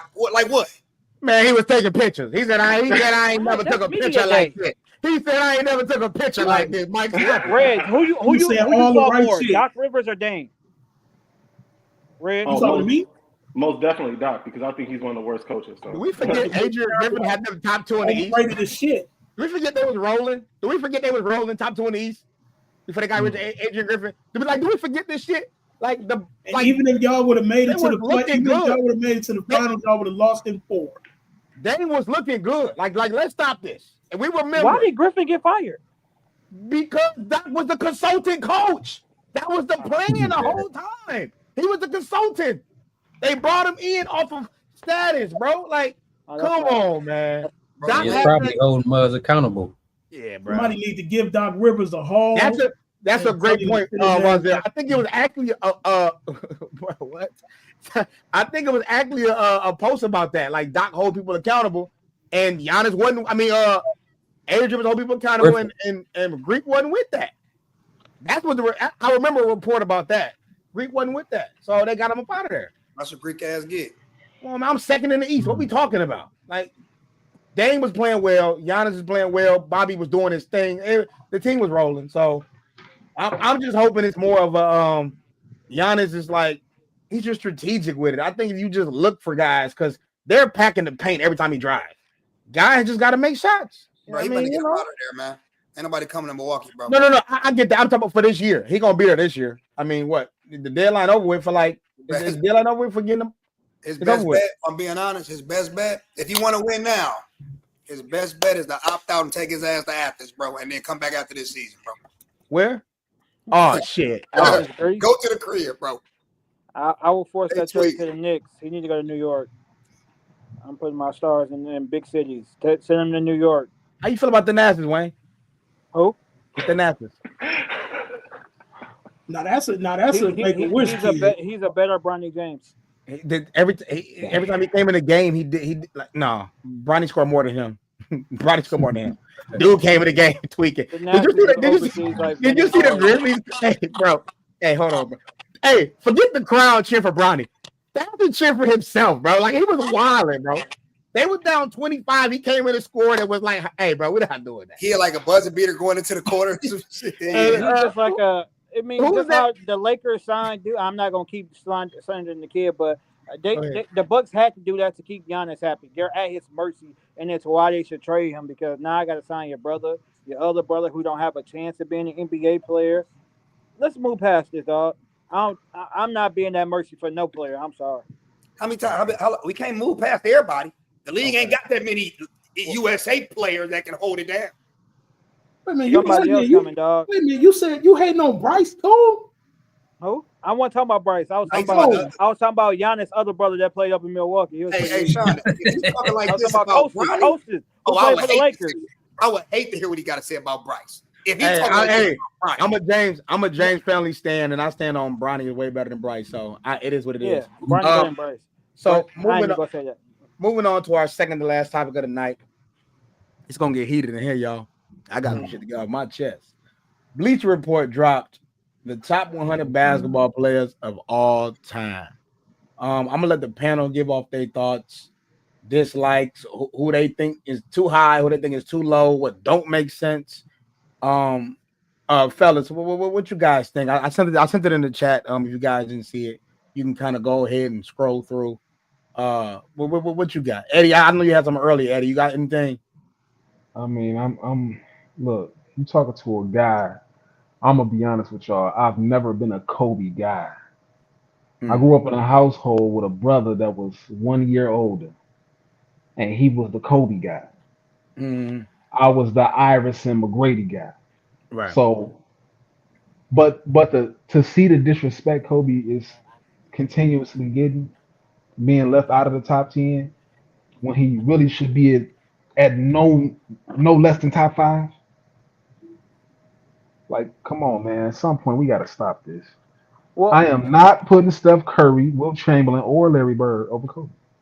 So, again, let me go over it. We got Mike at 1, Bron at 2, Kareem at 3, Magic at 4, Bill at 5, Shaq, Tim Duncan, Larry, Wilt, and Steph rounded up at 10. At 11, we got Kobe, Hakeem, Kevin Durant, Oscar Robertson, Jerry West, Kevin Garnett, Nikola Jokic, 18, Dirk, 19, David Robinson, and 20, Julius Irvin. I think we prisoners of the moment having Joker in there at the top 20 right now. I'm going to let you guys speak on it a little bit more, though. Just my thoughts. Hey, I'm about to post a picture in the chat with all 100, with the whole 100. Okay. I need to know what the criteria is to get on these lists. Bill Russell should have right to ass too high. From what I know, it was supposed to be MVP, All NBA, All Star, and what else did they say? Oh, and like MVPs. Oh, I said MVP. Finals MVP. Ain't no defense on there? No. They got defense on there because they talk about Duncan's defensive win shares. If it's on defense, Kobe top 10 for sure. That's what I'm saying. That like I don't think defense is a big criteria in the list though. I think it's mostly offensive. So in Bleacher Reports, in their thing that they just put out 5 reasons why Kobe isn't top 10. One of the reasons they say he wasn't the best in the league long enough. So my thing that pisses me off about that is because, and we all know this as Kobe fans, that rape case killed a lot of his media momentum at that time when he wasn't even close to it. He was beginning to come into his prime around 2003, 2004, 2005. And that case had the media against him at that point. Because in 2000, what was that, 4 or 5? When was that he averaged 37 a game? Like 05, 06? 05, 06, and he was destroying the league around that time. 05, 06, maybe 07. And they was putting all these guys over him around that time. There's no way.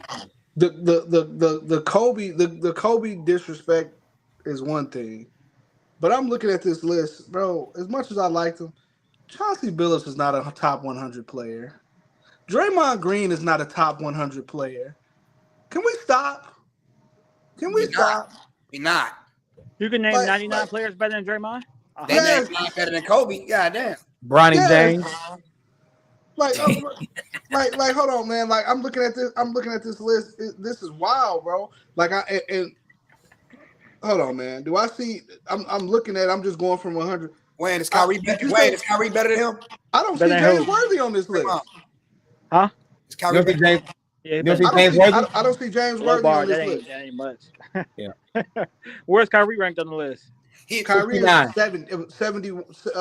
No, he's 69. 69. All right, so let's talk about it. They got Kyrie behind Dame. So let's They talk got about it. Kyrie behind. Oh, James Worthy is on the list. James Worthy 63.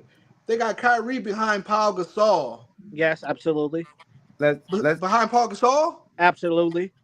No. What?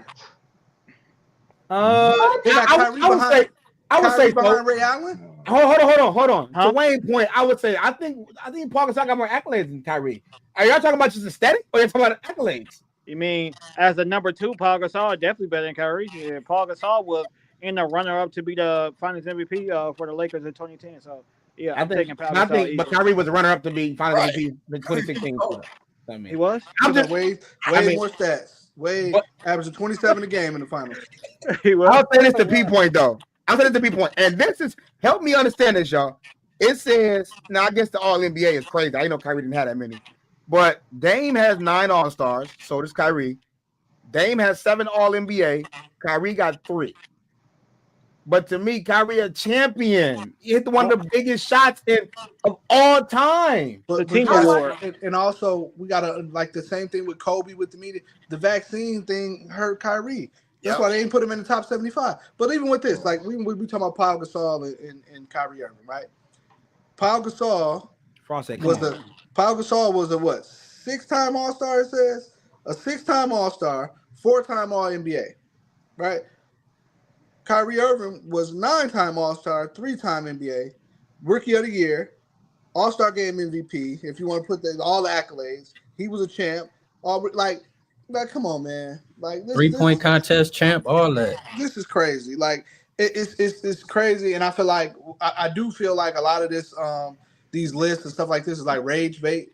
They want to get the discussion, so it's like we had to put some controversial stuff in there to get people talking, get people riled up. Because ain't no way some of this stuff that they really believe this. There's no way you can even like justify some of this stuff. You talking about Kobe Bryant not being the best player in the league for how long, bro? Kobe Bryant, and this is why I don't like the whole thing about the Kobe thing. People don't realize from the second championship on, there was not a perimeter player in the NBA better than Kobe Bryant. Not one. From 2001 all the way in, I would say until 2010, there was not a perimeter player in the NBA better than Kobe Bryant. No lie. And the only one that you can have an argument for is LeBron James. That's it. That's it. But I feel you. Did he get swept in 07? Who? LeBron? That's another discussion. That's another discussion. But wait, didn't Kobe get 3-1? Didn't Kobe give up 3-1 lead? I said swept.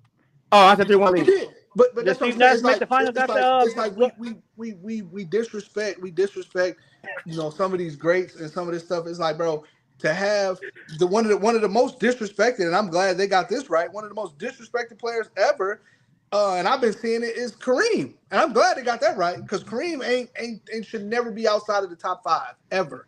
Kareem always been 3 on every list. Right. He always been. But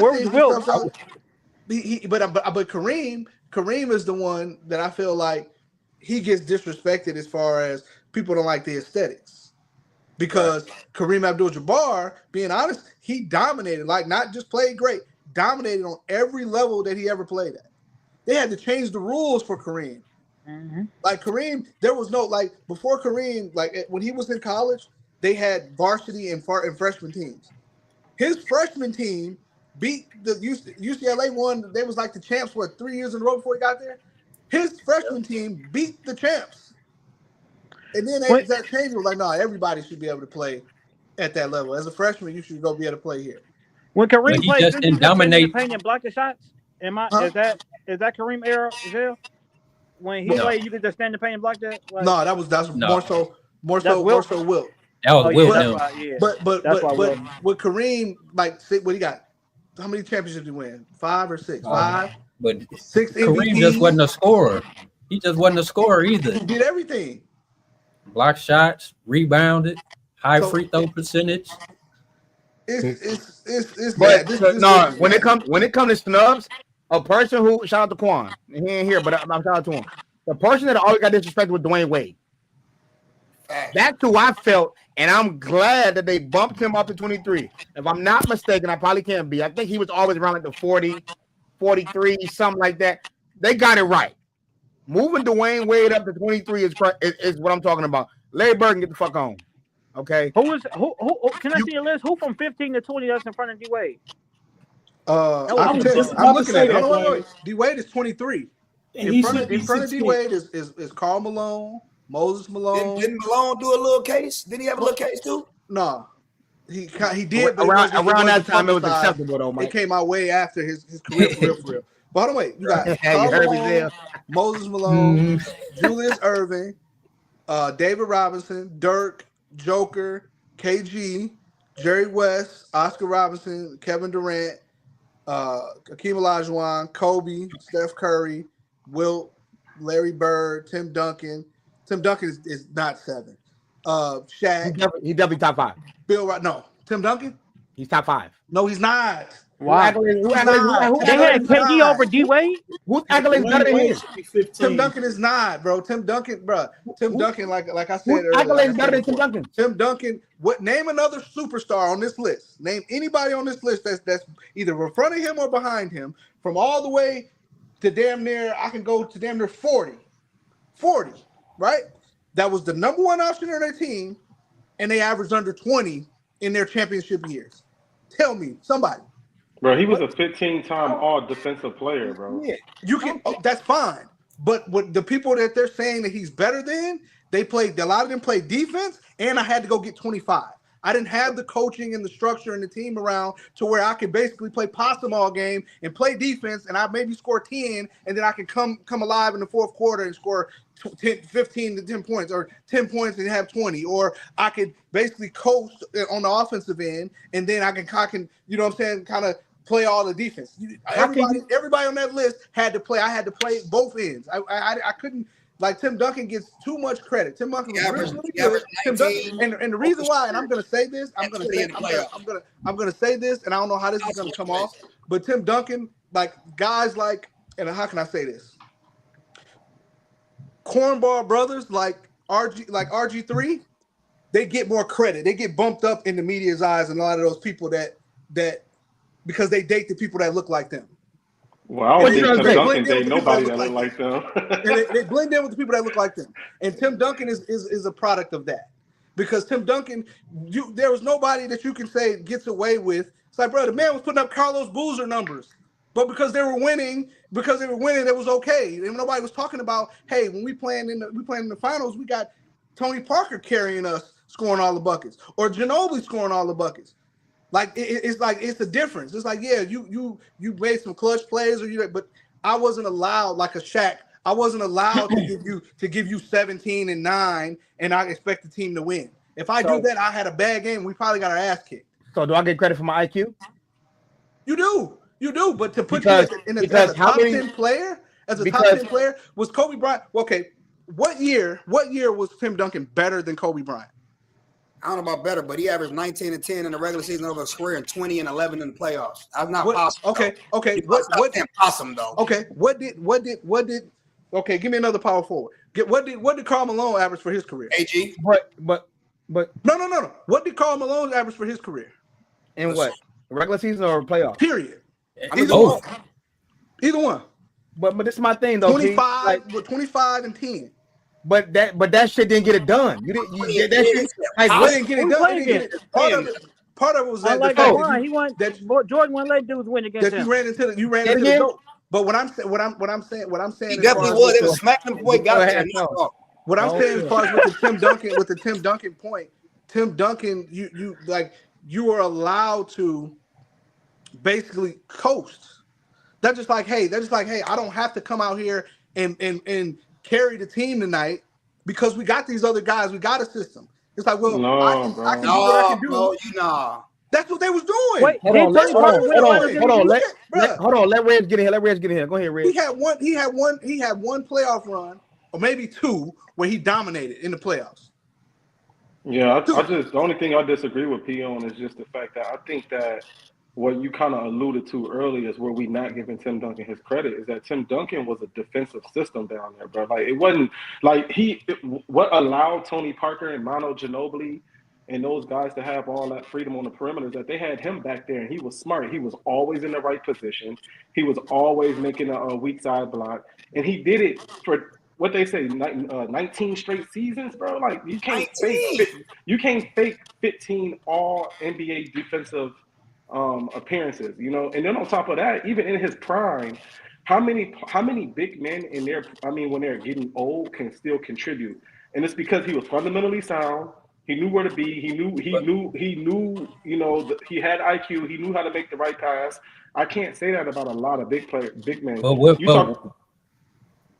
Go ahead, Reg. But I like all those accolades. But when was he the best player in the league?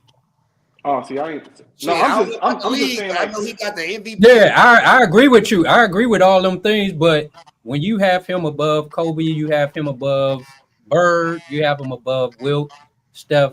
When was he the best player in the league? Yeah. Hakeem was the best player in the league.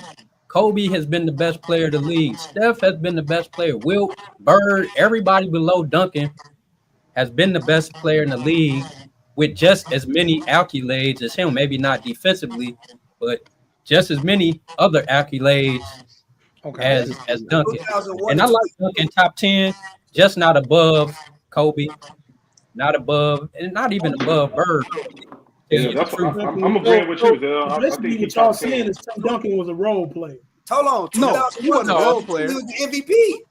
Didn't Tony Parker win the Finals MVP? He was the best player in the league. He won MVP twice. 2001. Hold on, wait. You said 2001, right? Tim Duncan. Go look at Kobe's numbers. Go look at Shaq's numbers. That same we year. talking about Karl Malone. You said Possum, Pete. I'm showing you. You got to change his career year is Karl Malone's average. But you said a possum, gang. Right, but his career year, you're saying his career year that he won the MVP, the year he won the MVP, considered his best year. I think he's going to change the term. Career average. I think he's going to change the term, Pete. I think Kobe had a lot. Okay. Has John Stockton played with better teammates than Tim Duncan? Huh? Wait. Say that again.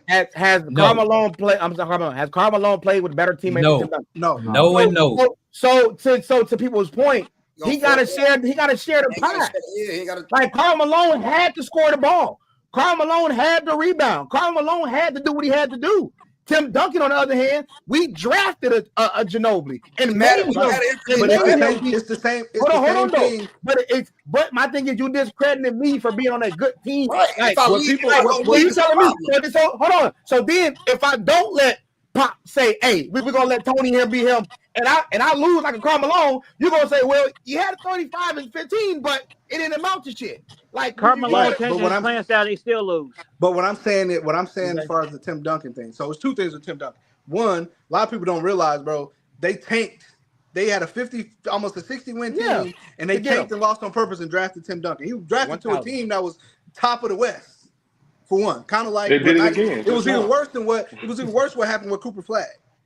So you coming in with a guy that's top. What is David Robinson? David Robinson is in the top 30 on this list. They got David Robinson pretty high. 20. They got David Robinson 19. 20. Right. They got David Robinson 19. So you already got David Robinson, right? You came into the league, and what I'm saying with Tim Duncan, for a good portion of his career, you didn't have to carry the load and be a superstar like some of these other guys they're saying that you're better than.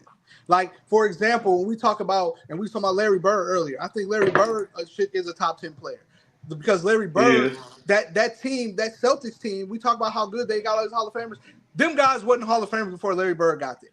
The only one that you can say that had a good career before he ever played with Larry Bird was Bill Walton. And when Bill Walton got to the Celtics, he was shot. He was like a 6th and 7th man. He was shot.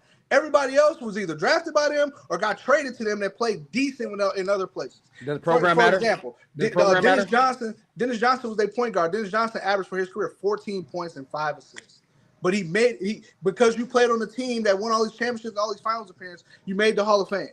Just like the only one I can say was a star player. People for being in that era, man. Kevin McHale was nice. Was McHale? That's what I was about to say. McHale was the only one that was like, hey, he could have been a star. He was a star without Bird. But everybody else was a pretty good player that Larry Bird elevated into a better player. So 2 Hall of Famers in the 80s, is that solid? It's solid. It's solid, but he wasn't. The thing about it, Kevin McHale wasn't like I came right into the league as a Hall of Famer. That I mean, you act like Manu Ginobili was like a 25-point player. 25 he wasn't. Point.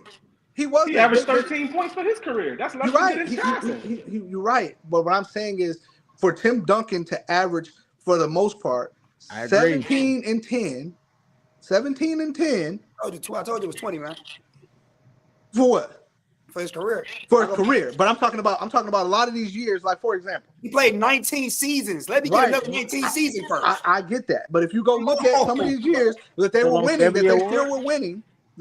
Like when they beat what's the name? Tim Duncan. When they beat him for doing that, it's crazy. When they beat, for example, we count the championships, right?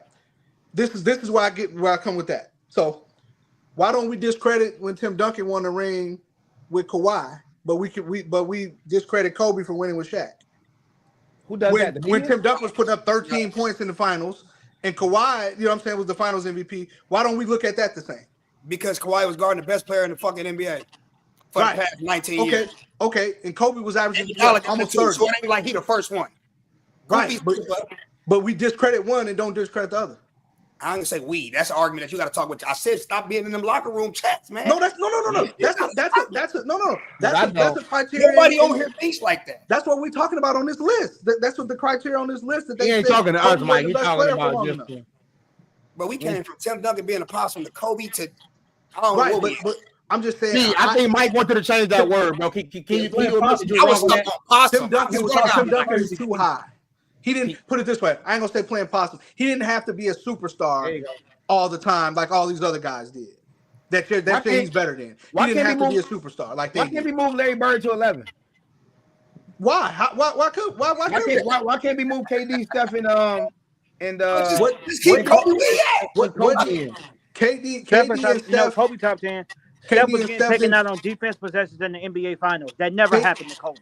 That never happened to Kobe. What did you say? Steph was getting taken out on defense in the NBA Finals. I've never seen that happen to Kobe. I saw Fred VanVleet go at him. I saw what's the white boy that was in Cleveland. I saw so many players go at Steph in the NBA Finals. Debatable. Is Curry not too high? Debatable. He's absolutely too high. Yeah. Above Kobe, too high. Definitely above Too high to be above Kobe, Mike. He's not above Kobe. He's not above Kobe. I can't name 5 players better than Kobe. I can't do it. Can we go around the room with everybody's top 10, how they believe it should be? What'd you say? Can we go around the room with everybody's top 10, how we believe it should be? If anybody is the same as the other, say, I agree with them. Can we do that? It sound like some of y'all disagree with a lot of shit going on in the top 10. In love with the 3-pointers, and they put 3-pointers above everything. We're not gonna show that one. That one too crazy. We're gonna show this one. I'm looking at. I got the whole shebang. So for me, I think I've said it before. I think I've always said Bron, Jordan, Kareem, Magic, Shaq, Bird. I said Kobe, correct? No. Oh no, that's the first time saying that. Nah. Shaq is too high. Holy crap! Shaq is too high. Shaq is too high. When you carrying, it's too high. When you carry, damn, see what you want. He's too high. He shouldn't be 6. Who did I have? Let me see. Shaq prime was like 4 years. Hold on. I'm going through my shit now. Give me a second. If somebody already got theirs, go ahead. I'm gonna take Kobe and I'm gonna put him at 4, 5 above Bill Russell and just push the whole list back from right there. You keeping Bill? I'm not. You're putting Kobe at 5. I just watched the documentary on Bill, so I got a different respect for Bill Russell. Hold on, Zell, take that out. Zell, we all respect what he did, what he went through, what he endured, what he did for the game. We talking about. I could put him outside the top 10. Wayne said, we cool on the civil rights. All right, get that shit. I respect it. I'm pro black all that. 1, 2, 3, 4, 5. Is this a personal list, or we kind of adding criteria? Because that's gonna try to change it up. I want to put KD at 6 so bad. How many teams was in the league when Bill Russell and Will Chamberlain played? 8, wasn't it? Jeez. For a while, it was 8. WNBA. Yeah, Bill Russell too high.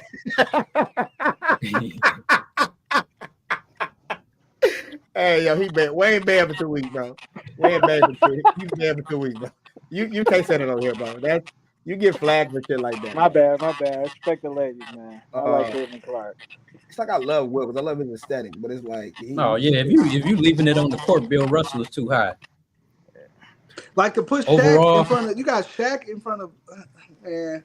I got my 10, man. Hold on. Go ahead. I got Jordan 1, LeBron 2, Kareem 3, Kobe 4, Magic 5, Bird 6, Shaq 7, Wilt 8, The Dream 9, and Timmy 10. Oh, that's cold. With the That's a ring. good one. Like, That's my always 10 right there. so. I'll say this. That I think Hold on. You said that's a good one, Pete? But with having Kareem, because I like only because No, he mainly named somebody because- at 10. Maybe because Akeem Olajuwon. I like Akeem Olajuwon. He named somebody at 10. Olajuwon. Who's your 10, Reg? The last Timmy. 10. Tim. Where's Tim? You got Tim at. Yeah, I don't think Tim is in the is 7. Oh, okay. But that's fine. But to be 10, that's cool. So, But I don't think he's 7. I would have him outside of my 10, maybe at 11. who would you put in for that spot? To me, man, I'm putting Akeem Olajuwon. Yep. I thought he got him on that spot too, though. Then he said, Yeah, that's what I said. I got the Dream number 9. Number 9, yeah, right? who your 10, though, Pete? Would you put Curry My back 10, in there? my 10 is Mike, Kobe, Bron, Kareem, Magic, Larry Bird. How is Kobe over Bron? Larry Bird. I'm not gonna put Bill Russell. I'm not gonna put, but I gotta put Wilt though. Because Do we think that Kobe is not seen as top 5 because he wanted to be Jordan? I mean, I've heard all you guys about the grape case and all that kind of stuff. Okay, yeah, because that I don't want to bring that up. But do we think that plays a factor in it? That because he's like somebody else, he's not himself. That it's hard. No. I think Kobe passed the eye test for a lot of people too. What plays a lot into it is the fact that like like the case hurt like him winning the accolades and stuff like that. Like he should have more MVPs. And then also just the fact that like people forget, because we in narratives. Like I was telling you before, like I said all the time, just go back and look at them playoff runs. The only one that you can say, Shaq carried was the first one, and that was because Kobe got hurt. Kobe got hurt in the finals. But other than that, they played the better teams that they played were in the West. Kobe dominated the West. Those teams had skins for Shaq, but they had nothing for Kobe. So and then when they got to the finals, you were playing Todd McCullough, Old Mutombo, Brick Smith. It would have been stupid not to force feed Shaq. All I can do, one thing I do, and y'all know I don't play about that. All I can do is go off of what the players that was guarding them said. From Keon Martin to Bonzi Wells to Chris Webber, they all said, we didn't double coach. It was my point, it was everything in us to stop Shaq. If Kobe got off, we got to live with that. What about the time? My point is like we got to factor that kind of shit in. It's not like Shaq couldn't get off. We put 4 people on him. And that's what I mean as far as like just go back and watch it. Because there are many times people forget how clumsy and lightweight dumb Shaq was, how many times he was in foul trouble, his ass wasn't even in the game, and Kobe was out there killing.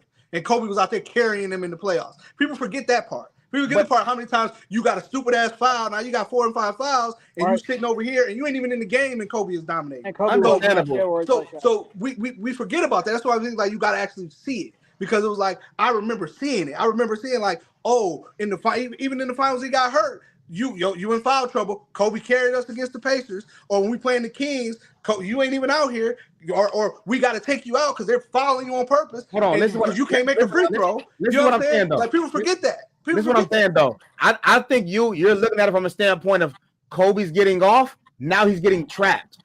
We're talking about a game plan. So if there was a time where in the fourth quarter Kobe got 35, I think it'd behoove you to go trap him. What we're saying is Kobe was able to get off because of this man here. It was never the other way around. Right, but if you ain't in there, why can't you trap me? Why can't you game plan if Shaq is out of the game? Why can't you game plan around? Because they felt want to trap you. Because they felt like they could. They felt you. like they could contain a young Kobe, bro. Yeah, It's not a simple fact of trapping. We feel like we could contain you. We didn't feel like we could stop him. We could contain him. We got fucking Doug 50 and Bonzi Wells and Scottie Pippen, and y'all can't guard this man 1-on-1. Not stop him, but y'all can guard him 1-on-1. Like we got defenders out here. Bonzi Wells stop Kobe. No. Remember they had Ruben Patterson, the Kobe stopper. No, Remember him? nobody took that. Nobody took it serious but him. Nobody. Remember him? Nobody took it serious but him. Man, it's but that's the thing, and this is the reason why. This is the reason why I applaud Kobe for separating from Shaq, because then we seen him do it without him. We seen him do it without him, and then it was like to me it's like it's a crazy thing because we kind of like using revisionist history. Like people forget how Shaq never won. Like how can you put Shaq? It's like, bro, you didn't do shit unless you had a top guard in the NBA. You had to have a top guard because when you was by yourself, and the game plan was to trap you. Bro, go look at how Akeem Olajuwon destroyed Shaq in the finals. The young Shaq. What would he have done for 2002 Shaq? I mean, like he was younger than he was smarter. You were smarter than him. You was older. Like you were more polished. I would expect him to. Wayne said we got to get an 18-year-old some time. Bro, Shaq was in his 20s. He was young, bro. Shaq was in his 20s. How long was Shaq? All of them, was Shaq like even David Robinson? A lot of those guys used to give Shaq problems. I'll look it up now. So how many times Shaq make first team All NBA? I'll look it up. Because I want to say he might probably got the shortest elite prime out of everybody in the top 10. He on this list. That says a lot about everybody else. Yeah, well, he's the last player. He was on the last team to three-peat. So, and we also even y'all second best player couldn't do that. We also got to look at like likability and all that. I mean, stuff. Shaq won a scoring record. All that stuff matters. He was all first team 8 years. 8 years. And then he ended up going to Miami, win the ring with a Dwayne Wade. And then, they needed each other, man, just like Kobe needed them other guys when Shaq left. Like, this shit bothers the hell out of me, man, because it's like we finna decorate it to what one person did something that don't work. It don't work like that. What I don't like about it is only one person gets discredited, and that's Kobe, not Shaq. Mm-hmm. Last time I checked, though, this was a team game. That's why they really need to cut that shit out. Somebody needs somebody. Pete, I'm gonna tell you why he get discredited. You're not gonna like the truth. The truth is he challenges your highness. Who? Kobe Bryant, Jordan. Anybody that tries to get at him, but they gon' no. They show that, and then they also show. And I don't want to do the LeBron thing. I'm gonna keep it here, but they definitely showed the clip. Anybody that comes close to Jordan, where everybody from Stephen A. to Skip, everybody was showing LeBron James love until he played his first game. That's the thing. That's the thing about it, bro. Like, I don't think Kobe was close to Mike like that. That's you, but the world look at it like nobody. That's the thing. Nobody that's what I'm saying about revisionist history. Nobody had a problem with Kobe Bryant wanting to be like Michael Jordan. That was celebrated. Everybody wanted to be. They had a song, "I Want to Be Like Mike." It was only one person that could actually do it. We applauded that. That's why at the '98 All-Star game, that all the cameras was on them. We applauded that. Nobody hated on Kobe for wanting to be like Mike. That's something that people do now. That's what I'm saying. Revisionist history. But at the time, nobody had a problem with that. Nobody looked at it like, oh, he gonna be better than Mike, so we gotta. Nobody had an issue with it. That was in nobody's minds. That was the same thing like when Kobe, when they three-peated for the first time, and Kobe had the throwback Michael Jordan jersey on. He was paying homage to Mike. Everybody enjoyed that. And Shaq told him, like, man, it's time to put your own jersey on now. Yeah, it's your turn now, King. Yeah, it's your turn now. But that's what I'm saying. Like, nobody had a problem with nobody in the media. All of Kobe's problems was when he caught that case for messing with that white girl. That's everything after that, that's where all the hate came. Like when we're doing revisionist history now, like what you're saying, like about LeBron, they was hating when he played his first game. Everybody loved LeBron until he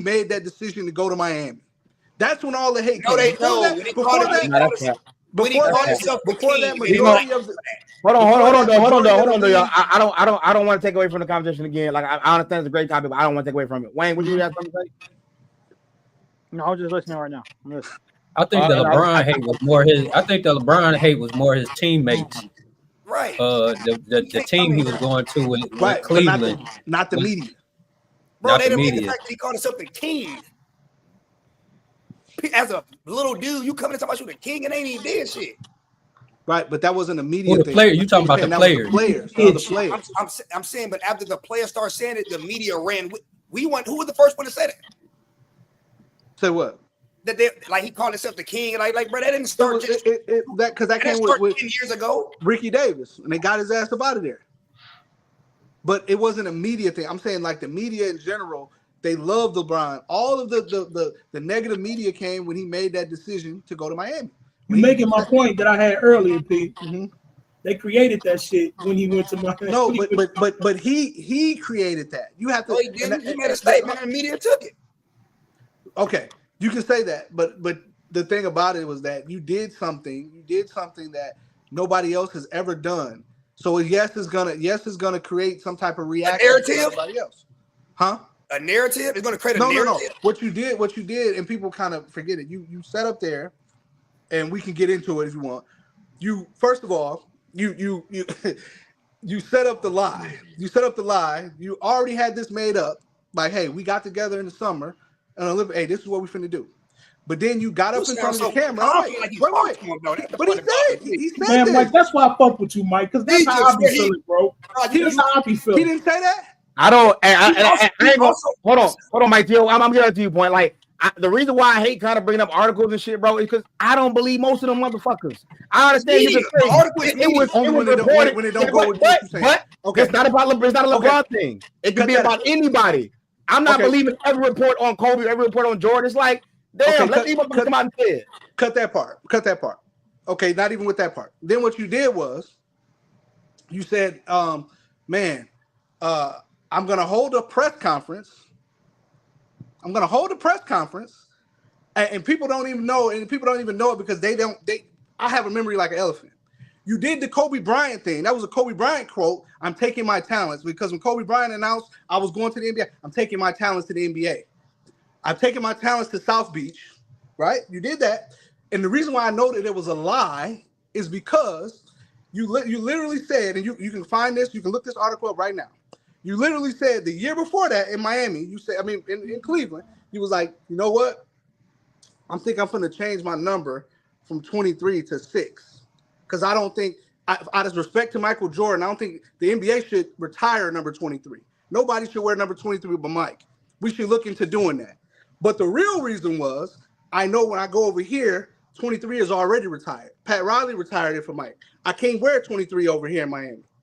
Go look it up, Mike. Go look it up. It's a quote. It's a quote. It's not an article. It's not a speculation. He said this. And then you went over there. Come out what he said. And then you went over there. Then you went over there. That's a reach because you are saying what you believe he meant. Like that's what I'm saying. You can't tell me. Why are you wearing 23 now? Because it didn't get retired. Next. It didn't get retired. But so you're not respecting him no more? Fuck, dude. Respectfully. That's what I would say, but hey, I'm not him. My thing too is though, Pete, like also too, and you're kind of speculating that he did the Kobe thing, which I'm not mad at. That I'm using logic. Logic and reasoning. So I'm gonna use logic too. Out his mouth, he said, "I never had a college press conference. I never went to college, so I'm gonna do it this way." That's what he said. I'm not speculating what he said. He said that. He said it out of his mouth. I never went to college, so I want to announce it. Then he also said, "I regretted it the moment that shit came out." So it's not like he's like plotted and planned it. He was like, I tweaked. I could have done something better. I could have just said, and it is what it is. But to me, it's that small of a thing. He didn't go to college, so he wanted to be able to pick the hat. Oh, God, I'm nervous. I'm taking my talent. Like, I get all that. I'm just saying what the man said. I'm gonna just up what he said. It's all I can ever do. But you still can't control and be upset at how people react to it. For sure. I'm with you. That's all I'm saying. I didn't like it. It was a thing, and it's like if you're paying attention, most people don't pay attention. Most people don't pay attention. I pay attention. So whether it's Kobe, whether it's LeBron, whether it's anybody, I love basketball. I'm gonna pay attention to it. And I know most people don't. So it's like when I'm bringing up these things, it's like, you too invested. Like that's the line that people use nowadays. And it's like, I can't refute it. So it's like, no, why you even know that? But but he's done a lot of nasty things throughout his career with the flip flopping, and I'm saying this, I'm saying that, and it's like y'all be justifying it and saying like, no, instead of the nigga lying, he's lying or he was on bullshit. Like he literally said. So this came out of his mouth as well. He literally said, "We going somewhere else, but we done with the last. We done with the last segment on them. Yeah, we done with it. Okay, let's get another one. We done with it. So you literally said, you literally said, I felt like after they won the championship, right, in 2016, you got up there and said, hey, I'm still chasing. How do you feel after that? And this was after the game. This was way after the press conference, after he was in street clothes, not even the same night. It was that same week. I'm still chasing that ghost in 23, that ghost in Chicago. I'm still chasing that ghost. But then years later, when you didn't win more, you sitting on your show on your show on the shop. Man, how you feel about the 26? Man, that one made me the GOAT. That one made me the GOAT. Trying to change the narrative because like I'm not gonna win anymore. I really felt like I'm still chasing, but I gotta change it in people's mind. Like, no, I'm the GOAT. That one made me the GOAT. But at the time, you said in the moment, you said you still chasing. And it wasn't like in the moment, the night of the game. It was like that week of the championship. Like, man, I'm still chasing that ghost in Chicago. Is that when he came back from 3-1? Yeah. Whoever did that before he did that. Who? What, coming back to 3-1? Other teams have done it. Steve Nash? Yeah, other teams have done it. It ain't never been done before. In the finals? And that's what I thought. No, in the finals. In the finals. Okay. So I don't think it ain't the finals. No, never been done in the finals. How many people got a lot of rings in the finals? It's a bunch. So when he said this made me the GOAT, is that not like I did something? No, what I'm saying to you is, do you feel like he's controlling the narrative? Where did your opinion change? So okay, so great. That's my thing. So Zell, how old are you again, Zell? How old are you again, Zell? 50. When you were 43, did you think the same? No. That's just like this, right?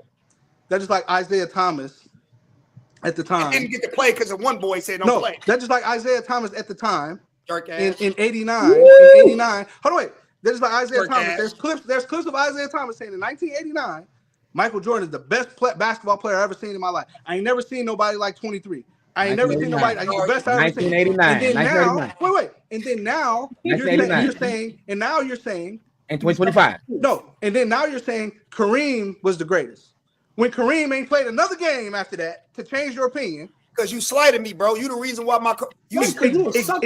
There's an ulterior motive behind it. That's my whole point. Hey, Mike, where's Isaiah Thomas from, Mike? That's my whole point. Come on, man. We all know. Where IT from, Mike? Come on, man. You played that boy. Where IT from? Okay, where Michael Jordan from? Isaiah, my guy, but he be flip flopping, man. He do. Hey, man, but Zell, if you let them telling LeBron pay him to do that shit. No, I didn't say that. That'd be my only problem. I didn't even say nothing about LeBron.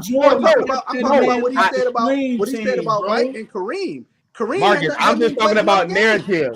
Every time you speak highly of LeBron, you're paid. If you speak highly about Kobe or Jordan, that's not true. You're a regular person. That's not true. Let me ask y'all this. Hey, Ray. Hold on. Eddie, that's not true, Eddie. Eddie, that's not true. If you speak hold on,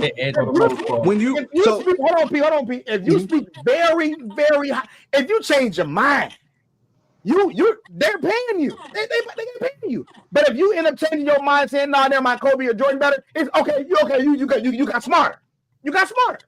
Like you can't tell me that's not true, P. Whether if you're on that side or not, you still got to be honest. That's true. It's not because it's not a.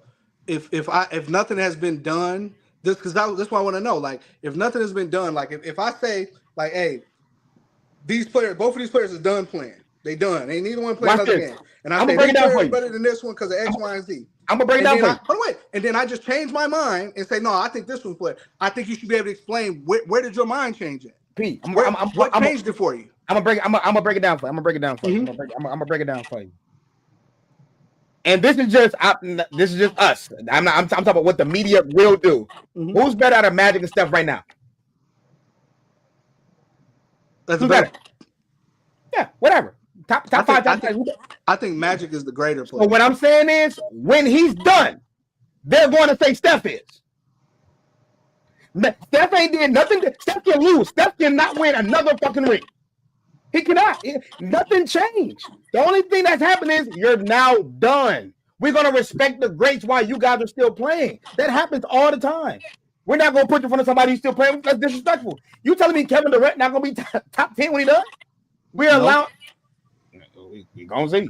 I'm respectfully, they moving everybody ahead of Kobe, bro. I don't know what's going on. They're moving everybody. That is crazy. So I don't know. I put KD over Curry on the list. Oh, you a bad motherfucker for that one. And I love KD, but I ain't doing that. You ain't doing that either. Hey, But if he stay at OKC, do he still is he on the list? probably not. He won't be Mike. They gonna literally treat him like T-Mac and Melo. They gonna put his ass at 46. Dropping jacket here, we gone, man. If KD didn't get any rings, they gonna Melo and T-Mac him.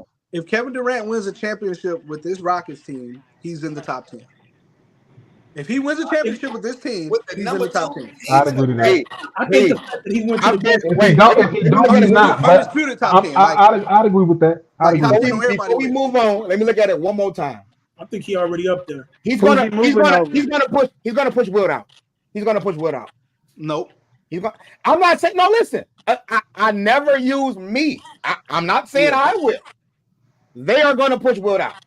They're gonna put Steph and KD right up in there. I think Wilt is gonna get pushed out. It's gonna get pushed out, and we're gonna come right. I'm gonna clip it. Episode 12, we'll clip it. Another thing I want to say is everybody that went up against LeBron, top 15 all time. That's all I'm gonna say. The niggas he beat on, niggas he lost to and who he beat. Y'all can look again. The people he lost to in the finals, top 15 all time. All time. Now that could be another argument for another day. That's an argument for another day. Bleacher Report is on his payroll also, but Hey, you just saw it, B. And 4K. You just saw it, B. they're literally on his payroll. But we're gonna move on. But I did want y'all to see that. When we talking about who them dudes, LeBron, all of LeBron contemporaries are coming up here. Everybody else are to the back. Who was all his contemporaries? We lost to Steph. We lost to Steph. We lost to Tim Duncan. We lost to Kawhi. Come on, man. Stop it with the Tim Duncan, bro. Tim Duncan was 37 years. Stop it. Wait. He's not his contemporary. He's not his contemporary. Stop it. How old was he in 2007? Duncan is how old was Tim Duncan in 2007? So I lost on him? Bro, and that hey. No, hey, he had a great series. How old was Tim Duncan in 2007? Can somebody answer that to me? He was young. That's why I call y'all the moral victories fan base. Right. Like I'm celebrating who beat me. I'm celebrating who I lost to. I'm celebrating just getting there. Nobody's celebrating that. Hey, hold on. To your earlier point, Mike. To your earlier point, Shondas. You talked about LeBron been to 10 finals, right? How many Magic been to? 9. Do you know? Hold on, real quick. Do you know? Hold on, wait. Do you know? You know why you don't know right off the top of your head? Because they didn't celebrate that. How much was it? How many he won? How many was it? He went to 9. Magic only played 12 years. Magic only played 12 years. He went to 9 finals. Bro, nobody knows that. Nobody talks about because they didn't celebrate it. Pete, what number did I just say? Care about appearance. Pete, what number did I just say? That's the LeBron thing. Pete, what number did I just say? What'd you say? When you go back and play, I said 9. You probably said 9. Me and you done had this argument before. And hey, we said that's 9. You ain't better than him. You asked the average person. I don't want to get too far. Did anybody? Well, hold on, Mike. Did anybody on here besides Pete hear me say that was a moral thing, a moral victory? That a moral victory? I mean, it's just like no, but what he's saying is that narrative wasn't created till LeBron came along. That's I all never I'm saying. no. Nobody was talking about that. Nobody was talking about. He Hey, just how many made times I got there and Let me did. replay this shit one more time. I'm gonna say it one more time. I'm gonna say it one more time. Okay. Now he did that shit when Here you go. I'm about to say it. Oh, man. The people that LeBron did it is top 15 all time. Now, where in the hell did Pete get to say that? Take that up, bro. Stop acting like Magic 9 and motherfucking Bron 10 is the same, bro. Stop acting like that. That's not the Why same. not? Them ain't the LeBron same. played Bro. against the worst, nigga. some of the worst competition in the Eastern Conference you'll ever see. Dude, the East Coast was trash. The Eastern Conference was awful. Who? Hey, ask me to answer this. Nigga was beating Jeff Teague. Oh wow, he beat Jeff Teague. I'm gonna mess you up with this accomplishment. Hey, look. This argument is my forte. I'm gonna mess you up with this. Please name me all those years in the Eastern Conference. Who was the best team that LeBron played against in the East? Probably the Knicks. Huh? Probably the Knicks with Melo, Amari. Oh, geez. Really? Indiana team was top. Hey, I thought all the niggas Bron beat was top 15 though. Really? You just said all the people he beat was top 10 the best team? I said in the finals, King. The best team that you played against had all players that ain't never been to the finals before. That ain't never won 60 games before. The best teams y'all played against in the East was a team that was unproven. What's the best team you played against? The Celtics. Now watch this. Not his contemporaries. Go again. Not his contemporaries. Go again. Say that again. It wasn't his contemporaries. Who was it? The Celtics or the Pistons. Them niggas was 60. The Atlanta Hawks and Drexler and Hakeem was. Bro, they wasn't contemporaries. Bro, Isaiah Thomas and Michael Jordan is like 3 years apart. The average age of the Pistons back then was only 27, 28 years old. 27 years old. Man, them motherfuckers were 30. No, they wasn't. No, they was in their 20s. Nah, when they beat Mike. When Mike beat them, when Mike beat them, they was in their 20s. All right, moving on, man. It was a great conversation, y'all, man. Y'all boys snap, man. Y'all boys snap, man. I'm okay to be wrong, chat. That's one thing I'm gonna let y'all know. If they wasn't 30, I was wrong. But at the end of the day, we ain't gonna do that. Hey, one thing about this shit I love though, Bron top 2 all time. You don't even matter what y'all say. You matter the world. Ain't no conversation. That barber talk shit is out the window. Last thing out the segment, man, which is my favorite one. Rank these scenarios. Everybody starting from Ronzel. Rank these guys 1 through 4. Oh shit! Not that guy. Ooh. Whoa. Ooh. Starting with Zell. You came up with this? You put this together? Come on, King. Talk to me. Ooh. Yeah, well, y'all really think this hard? Yeah. Well, shit, I'll go first. You got Jalen. You got right now. You got Donovan. You got Cade, and you got Tyrese. Shit. What's hard about that? Nah. I'm going the other way. Yeah. Other way up. Give me Cade is one. Are you going on potential or what they've done? I'm just talking about who's the best at this point right now. Who would I rather have? Give me Cade. Cade is one. Right, well, I'm expecting. I'm a Cade guy. I'm going Donovan Mitchell 2. Jalen Brunson 3. Tyrese Halliburton 4. Jalen, Cade, Mitchell, Tyrese. How many times have I put Mitchell out the playoffs? I'm sorry. Okay. Zell, go ahead.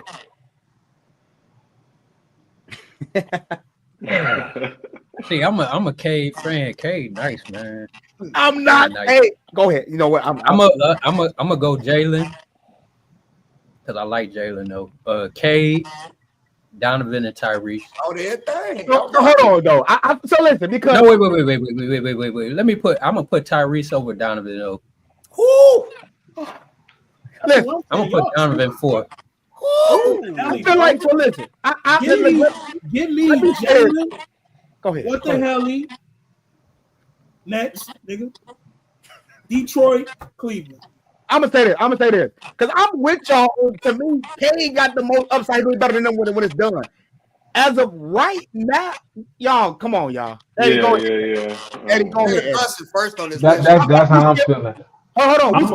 We skip Red. Go ahead, Red. Yeah, you saying like as of right now. So I'm gonna go with the boys that showed me they can do it at a high level in the playoffs. Cade ain't shown that yet, so not yet. But you said right now though. Yeah, I'm with you, Red. I'm with you. JB. Yeah, so I'm gonna go JB, Donovan, Tyrese Cade. I got what the hell he over Donovan. Go ahead, Eddie. Yeah, Sean is tweet. I got JB, Donnie. I like to y'all point and to Red's point as well. Like I want to put Cade over Tyrese, but I saw what Tyrese did. You know what I'm saying? I can't ignore that.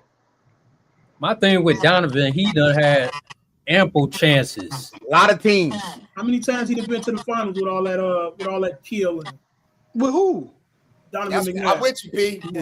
We got to Even when he was in Utah, he couldn't get over the. He couldn't get it done, bro. With who? This man was no damn finals team. Yeah, they who? What y'all No, talking not about? making it to the finals.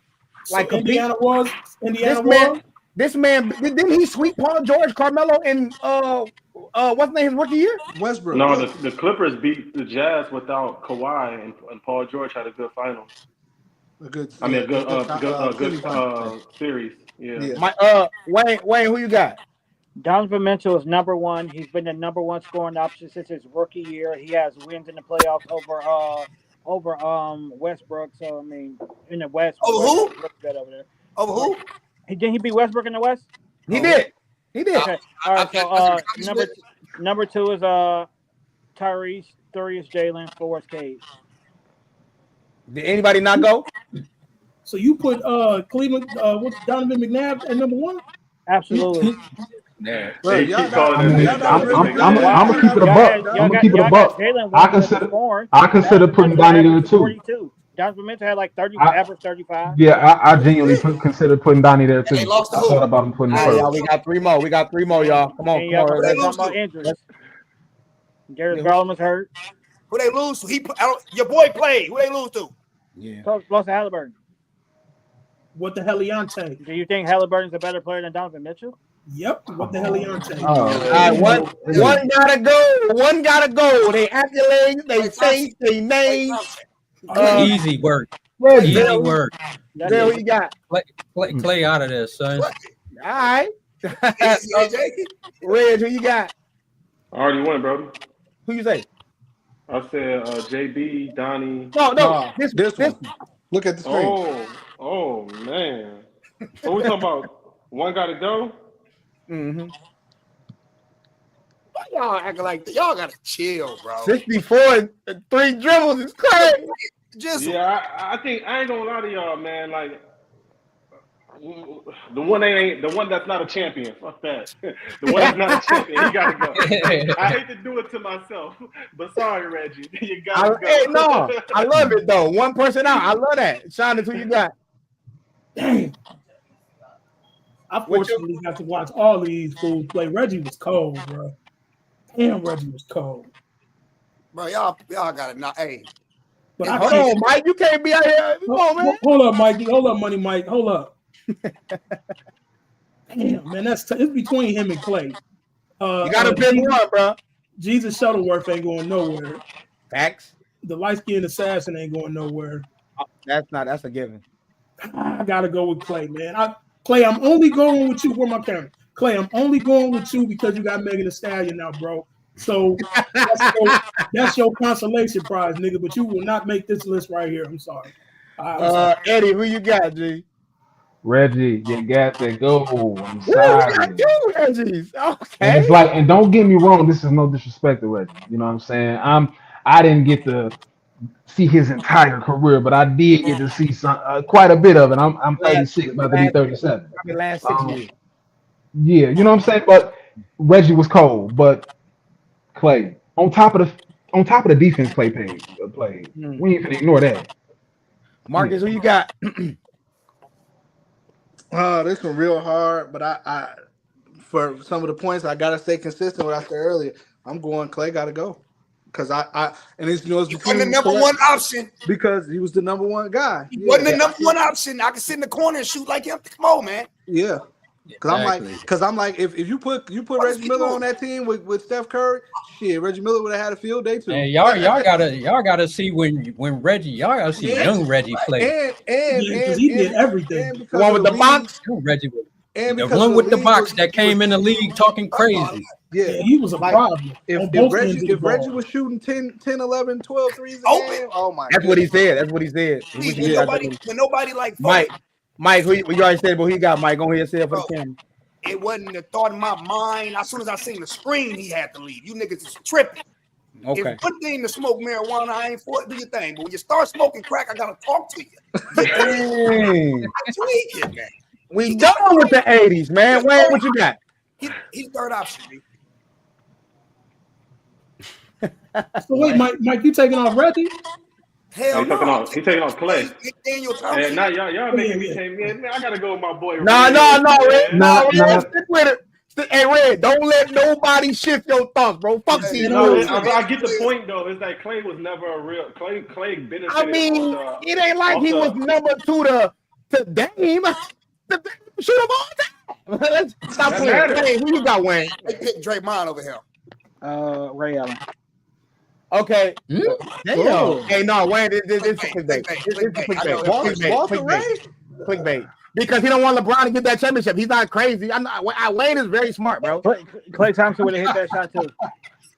Huh? Clay Thompson would have hit that shot too. No, I'm saying He got to take it.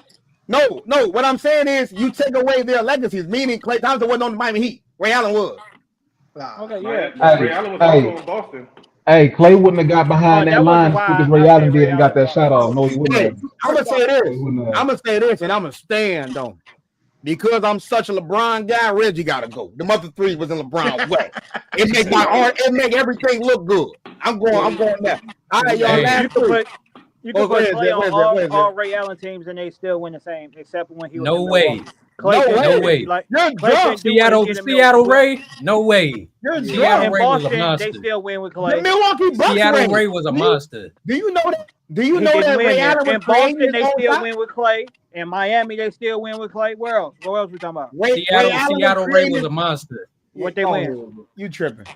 Now, one thing I do It was remember in is the the West. Milwaukee Bucks It and was it's in the Sonic Ray West. Allen. I play with him on 2K. I ain't crazy. 2K1, 2K2. I'm I locked in. respect the Bucks Ray Allen. I respect that. Yeah. Ray wouldn't Okay. be off that list. No Clay, matter Clay what. ain't giving you none of that He was on that rocking. Milwaukee Bucks I team. saw Clay lock up in the NBA Finals. With big I saw dog. his defense. Put Clay at You never saw Ray Allen play defense. But you gotta keep in mind, put context in it. Put Clay at the number 1 option. You niggas ain't even got him on the fucking top. He ain't even come on. He folded. All right, moving on, man. Last 3. The last one's gonna be juicy, y'all, but we're gonna go here really quick. Cut one player.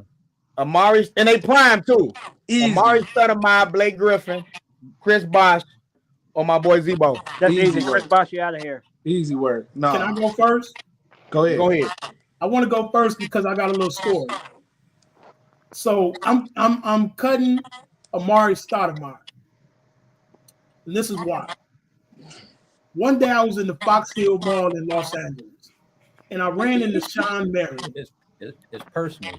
Yes, very personal. Fuck him. I ran into Sean Marion. And you know Sean Marion from the town, so we recognize each other. We chopping it up. I'm in the Fox Hill Mall selling CDs or whatever. I accidentally called him Damon Stoudemire. Terrible. Oh, He looked at me and said, "Man, you should be paying me to listen to your CD." I looked at him and said, "Man, all right, Dame, it's cool." And I walked off. He was very upset that I called him Damon Stoudemire. So, in saying that, How you call that man? Yeah, you I tweet. don't care. I'm starting Zebo. I'm benching. No, this ain't one of those. You just cut one player. Oh yeah, well Amari got to go. He out of here. Tenderfoot ass nigga. Damn, Zell, who you cutting, man? At their peak, Yeah, that's prime. I think I gotta go with Don't say Zebo, please. no, hell no. Zebo was a monster. I'm going with light skinned buddy. Blake, give me Damn. I gotta cut Blake, man. that is peak. I like Bosh. I like Bosh in Toronto. Yeah, that, Yeah, yeah. a real like number 1. I like young Bosh in Toronto before he got to Miami. And I like Amari and Zebo was a monster. Reggie, who you got? Who you cutting off this team? I'm cutting Zebo. Wow. I'm just being honest. I don't know. When I think of all of the times I've watched basketball, I've seen the other players play more meaningful basketball. Like, so You don't remember Remember the Grit? grit and grime? You Grit? remember? You remember yeah, Grit? it was very short lived though. 3-4 years. Well, Go ahead, Eddie. God damn, I ain't gonna lie to you. I don't like this shit. I don't like this shit. It's easy for me. I ain't gonna hold y'all. Just I jump in there. mean, so if I'm talking about who I like, I'm taking Blake Griffin the fuck out. But I don't want to disrespect him based on what I've seen him do. I mean, it's who the fuck you couldn't. I like Blake. Blake gotta go, man. Nah, you ain't wrong, man. We talk about Reggie Miller and Clay. Them other three getting their own shit off. I don't need help. That's all I'm screaming. P, who you got, P? You muted, This P. is so easy, but I can't believe y'all. What'd you say? I can't believe y'all. This was a no-brainer to me. Who you say? Zach Randolph gotta go. I figured Easy. you And I said love that. Zach Randolph. That's your opinion, man. Bruh, at what point ever did we say Zach Randolph is the best power forward Never, in the NBA? never. All three of those other guys had times where, hey, that's the best power forward. I ain't never felt like that. I've about never him. felt like No. fucking the Duncan So, dude. okay, Lamar so Stoudemire, hold on, wait. Y'all not remember Lamar Lamarcus Aldridge was Stoudemire? better than Blake Griffin. Mark Stoudemire had his Never MVP said that season. about I remember Blake. that. You remember before the injury of Mark Stoudemire, and then He when had he an first MVP went to New season. York before they made that stupid ass Melo trade, how Mark Stoudemire was playing. What Do you about not Blake? remember Blake Griffin averaging? Man, he was like 20. He was like 5 assists a game, 20 something, 10 and 5. And Chris He was Bosh, he was in the league with LaMarcus and Tim Duncan. He was never the best power He was forward. never. I never said Chris. Your boy Blake Griffin. Lamar Blake. Stoudemire, Blake Griffin. Blake Griffin. bruh. He finished third. He I've finished. never- Hold on. He Bro, finished I ain't gonna third. lie, Blake was a demon, bro. He Y'all finished third in crazy. MVP after LeBron and KD. Yes. Man, can we stop acting like Chris Paul wasn't feeding him? Can we stop doing this? Look, man, we Bruh. not gonna stop He was penalizing people all for who they play spoon with. Hey fed. man, Reds, they've been doing it all night. Don't start when it's my turn. Mike, who you got, man? Man, Joe, he kind of fucked me up. See, y'all be letting dudes change. Man, look. Because I like to really put myself in their shoes and see like who get a I ball felt to one. First off, Bosh Blake ain't that there, Mike. If that's what you're trying to do. I mean, he was a little bit. He though. was. He was, not. bro. What are y'all Like, talking about? He was not, bro. He wasn't as good as Zebo, but he had it. He did. He wasn't did. as good as finished, Zebo? he finished In third. a one-on-one? Do y'all remember I would what respect Matt niggas for Barnes was finishing saying? Like third. they had to get Zebo off of Blake Griffin because he was holding him the whole series. But as an all-around player, y'all mean to tell me That's you one feel like person. Zebo was better than Blake That's Griffin? a series, though. You heard what I initially said, P. Like it's tough. It's tough. Zebo was one of my favorite power forwards, though, personally. Wayne, who you got, man? Man, Blake was out of here. All he did was catch a bunch of lobs. He said good goofy ass shit out of here, dog. That's how I feel too. You can average 24 catching lives, huh? 24, 10, and 5. I give Blake credit. He had a little more than catching live. I do remember. Oh, crazy. I remember watching I just that. told y'all he had missed that. it by LeBron James and Kevin Durant, but keep acting crazy. I told y'all, crack is at Wow. kids. As soon as he left Now we Chris remember Paul, who he didn't finished make any third? money. He got hurt. His game actually evolved. Yeah, his game got better, but he got hurt. I agree with that. I was talking about his prime years. He wasn't like how he was in back in. I'm going to Amari Stoudemire. I don't need to explain why. It's my fucking list. You get Amari. Fuck Amari Stoudemire. I'm going Amari. The The last two, I want to kind of go through this one kind of quick. You don't kind of give me why. Just kind of let me know. Who would win this match? Shout out to Eddie for sending this in the group chat out the other day. Who will win this matchup out of the second round, the second overall picks, and the second round pick? Top or bottom? Who you got, Zell? Damn. This is tough. I feel like I've seen this, but I didn't see it. Like Me neither. I didn't look at it all the way. This is so easy. I'm surprised. Oh, this is easy. I'm going with the second round picks. Say no more. Red, who you got? Second round picks. Say no more. Giannis, who you got? All day long. All day long what? Second round picks. Second round pick. Eddie, who you got? Second round pick. P. Same. I'm scared. I'm fucking scared to ask Wayne, bro. Mike, go ahead. Mike, stop playing. Mike, come on, man. Bro, I'm dead ass serious. Y'all niggas, I'm gonna go. Did you see D-Lo? Hey, get your goofy ass out of here. Come on, bro. Hey, I would say, because I'm like, nigga, like niggas playing, man. Them niggas at the top. Cut it. I'm gonna go second, bro. Second rounds, man. Appreciate you, man. Wayne, who you got? The team that don't have John Morant. Oh man, you bro. We all on the same page. And Wayne, we might agree with each other on that. I don't Wait, think. hold on. I Always know I said picking don't say that. Wayne, what that mean? Yeah, so the team that don't have John Morant is gonna win. But why you say? But why you say his name and not nobody else?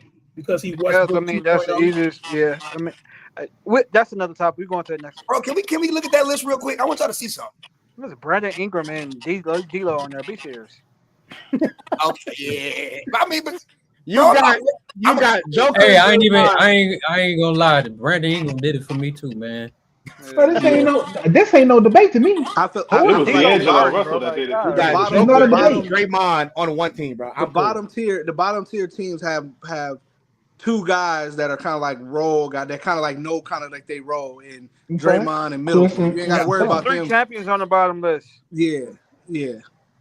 On top of them two demons on offense and 1 and 2. first off, I want to make this clear because Wayne tweaking. It's clear for Landon when John Morant go to the rim on this team. Kevin Durant is going to have his way. Joker's LaMarcus gonna have Aldridge. what is Joker gonna have a fucking. LaMarcus Aldridge still y'all. Hey, do you know what the fuck Gilbert Arenas is gonna do to these niggas, man? Right, he don't. Hey, Eddie, he don't What know. the fuck? Are you serious? Gilbert Arenas gonna annihilate them niggas, bro. Yeah, it was gonna be real That's bad. 70. He's putting up 70 on them niggas, bro. But Ja would do the gritty. I guess that's cute, but they lose in every game. Man, Gilbert taking them niggas. Gilbert and Joker taking them niggas down alone, bro. I ain't trying to hear that shit. I ain't gonna lie to you. Defense wins. And the fact that the Joker was a second round pick is How many motherfuckers on top row got defense? You couldn't have seen that though, Shine. I'm not gonna hold you. I mean, that's crazy. You couldn't have seen that. All right, last one. This is a video. Let me know. We're gonna see where y'all basketball knowledge is at. Wayne is definitely 0 for 2 on these joints, so let's see how it go. Really not jumped the other night, but great range from 30 feet. I thought what he did, he may not have jumped as much. Off. Shot clock into single digits. Good closeout by Hart. Go astray, beg your pardon. Things have rarely gone astray tonight. He's had an incredible game. And so he will step into his own three. Get the ball, so. He's big and strong. I swear to God. Wait, I swear to God. Before anything, I knew exactly who it was. Off the second video, I knew exactly who it was. So I'm gonna see anywhere because he got a brother that played like this. That's Marcus Morris. Sorry, Marcus Morris. Yep. His brother played just like him. That was Marcus. That was Marcus Moore. I would have never got that. I knew it out They there. both played You would have got that there? Hell no. Look at the wiggle. I want you to show two. Look at the wiggle. It's the twitch of the shot too. Yep. Really not jumped the other night, but great range from 30 feet. I thought what he did, he may not have jumped as much. Off. Shot clock into single digits. Good closeout by. Yeah, you would have got that. That first play was OC, bro. That first move was weak as hell. You would have known that it was him. You would have known it was him. But I was cooked. I'm not gonna lie to y'all. I thought I was gonna say some Jalen. I was gonna say Jaylen Brown or some shit. Nigga, I had DeMar DeRozan in my I head. seen it off the shot when the little shot he got. I'm like, too many threes, Eddie. Huh? That's why I started questioning the shit. That's why. Because I'm watching how many threes the nigga was taking. Well, we all good here, man. We appreciate everybody for locking in with us, man. This probably was our longest episode, but I knew it to do that, which is why I made sure I had my upstanding gentleman. I didn't mean to do it on purpose. Like I said, conversation. Y'all see PB going in them tangents about Bron for nowhere. You could be saying, man, we get them Skittles from. Man, I don't know, man. LeBron James, if y'all didn't know LeBron, like, damn, what's up about Skittles? Hey, man, the do-rag's a little tight, man. Excuse me. You know.